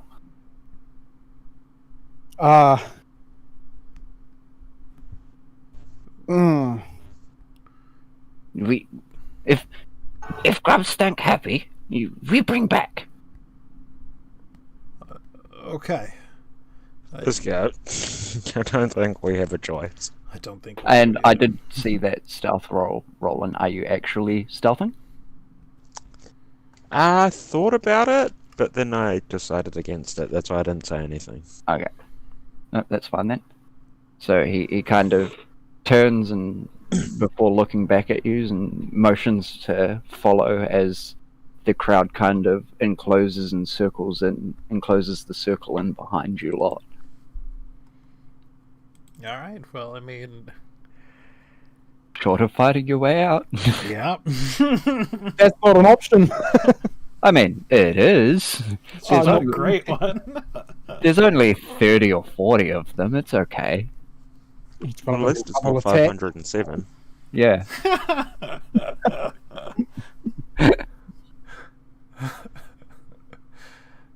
Well, yeah, I guess, I mean, because, I imagine some of our stuff, or at least a bit of it, would be unpacked from the donkey and whatnot, Certainly not everything, but, if we're standing here, there's no reason to pack up the donkey. Have it just carrying it all around, so... Does he want just you to go, Rio, or was it all of us that he I wanted? think he means all of us. He said you lot come. So I I don't assume feel that's all comfortable of leaving us. our stuff out in the open while we travel to someone's camp. I don't think we have a choice I at the don't moment. think we... I'll say this out of character and out of DM and everything. I'm not about to throw away all the supplies you guys spent every last gold you had on. As long as you guys aren't super stupid in the coming encounters and everything, you will come back to your stuff. All right, onward. Yeah. All right.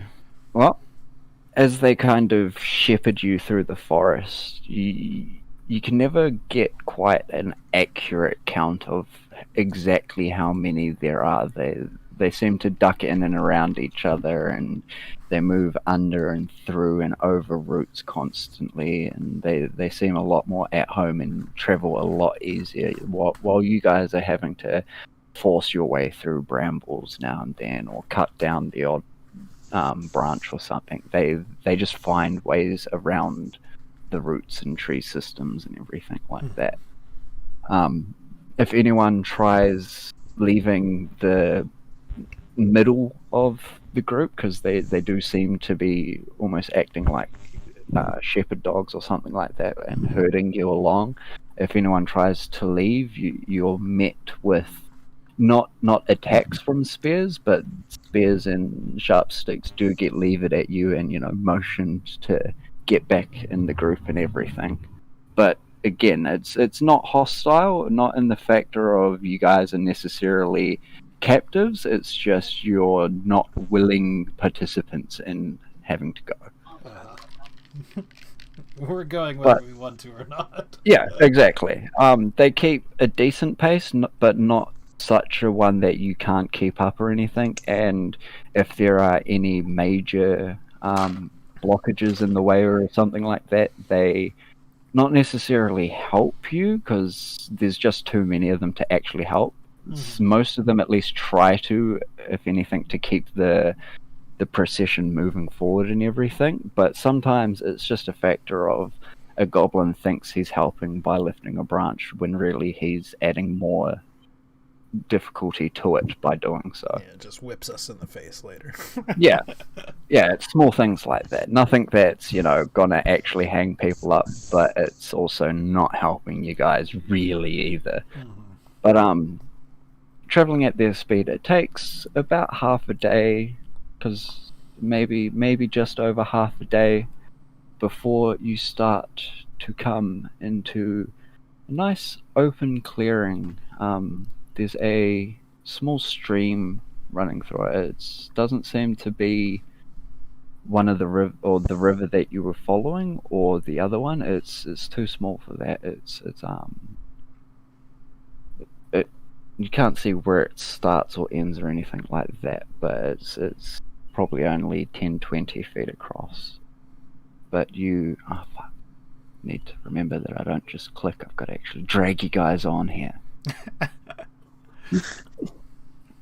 And it's black screen.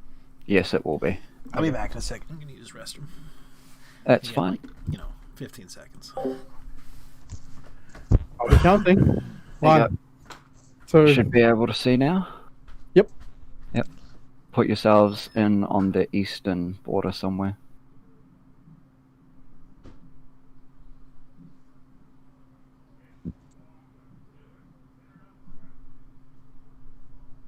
And yes, as you...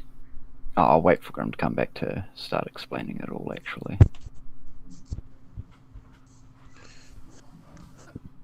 Why does their village look like a giant pitfall trap? Cuz, look at the top right.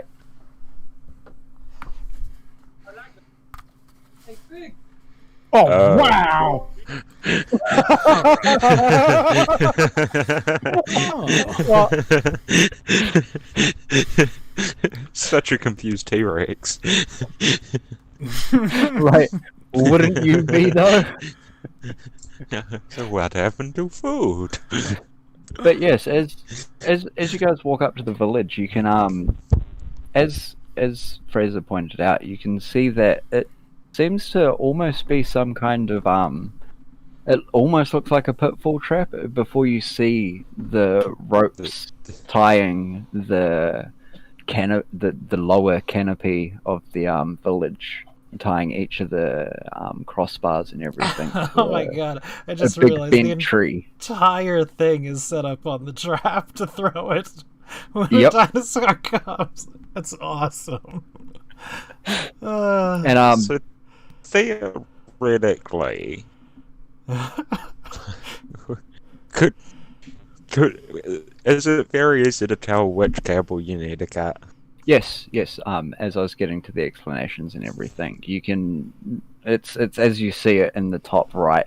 I suppose little comic strip thing. It's a reversed or a net trap, essentially tied to a giant tree that has somehow been pulled down and stretched over to create a sort of trebucheting catapult form that you can see a long thick vine is holding it down, and you're pretty sure if you manage to cut that vinage, you could probably it would be an interesting effect, to say the least, on the village. Whether or not you would be able to do so, you're unsure, but it's an idea that forms in your head.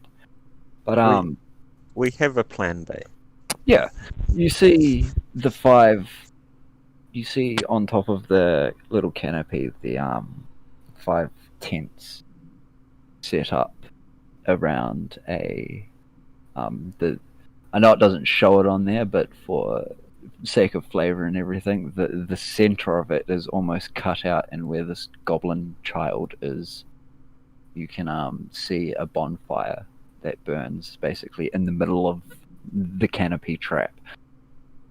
And these open areas, these 3 of them, as far as you can see, they seem to be some kind of stone or dirt spires raising from the ground.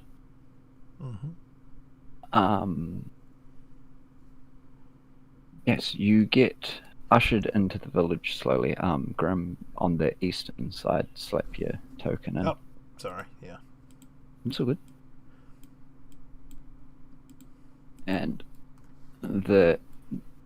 most of the crowd disperses amongst the village to go back to whatever they were doing before they were obviously summoned to come get you.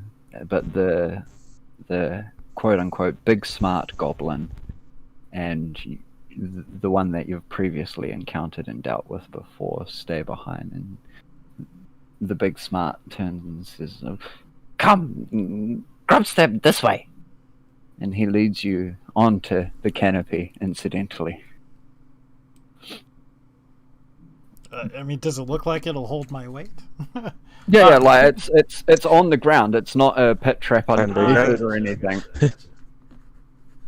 Yeah, they do lead you on, like, kind of around the plan B. And as you pass the spire down here, actually, give me a nature roll. Nature. Anyone who wants to.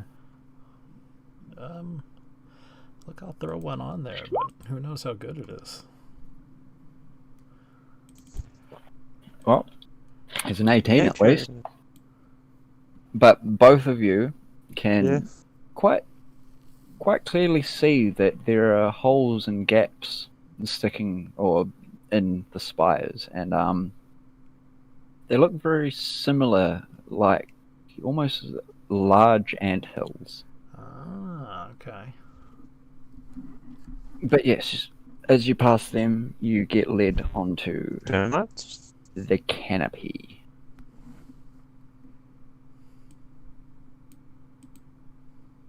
And that is where we will call it for today. Okay. Man, that's pretty funny though. I know, right? Like once I actually read about Yell Yark and everything and saw that, I was just like, nah, these guys have to visit this place. It's I real don't good. I don't like railroading parties and everything like that, but sometimes you just gotta. Yeah, I mean, Like, yeah, that T-Rex he's just so happy. He's like, yeah, meal time. And then he's like, huh? And then he's like, what? Where'd the meal go? it's real clever. I don't think I would have thought of something like that. That's for sure. It's not in the rules, but I kind of wish it was, that there was a chance for it to misfire and just slap the entire village into the ground 5 feet away. As like the ropes hold it onto the tree or something. But yes, this was a decent. I mean, by the way it looks there, in that top bit, it's just one rope. So if you cut the rope, that's cutting off. There's no. Even it better, would be hilarious if the it could rope just the rope just comes flicking over the tree goes upright, and the village stays in place because they didn't tie it. But no, that was a decent session, guys. If just like a Grim wants to wind down his stream. Yeah. It was a good session. I mean, you know, I enjoy the RP aspects of it and all. So I had a good time. Again, you know, we've been playing 5th edition, Tomb of Annihilation, and we have just gotten to this village, and, you know, I think there's a 50-50 chance of whether everything goes well or we, you know, send the village flying. I mean, let's face it, there's a 50-50 chance that you guys get let to go back to camp and then decide to come back and send it flying just for the show. I mean, I'd actually kind of like it if there was some sort of rule that it could just go off by itself randomly. That'd be great. Someone didn't tie it the best, and just one day, whoo! Starts to pray, yeah. Even better, 2 weeks from now, you guys are like 30 miles away, and all of a sudden, this village just comes flying over your head. There's just this. I like it. Or even better, fucking crushes us. I like that worried look on that T-Rex's face. Wait, this is my lunch. Wait, come back. All right, but yeah. Look, I've been Grimcat. I've been a player. Gypsy has been our DM. Yeah. Greg and Fraser have been our other players. Thanks for coming out, hanging out, and all that stuff. I hope you all have a great day, and peace out. True.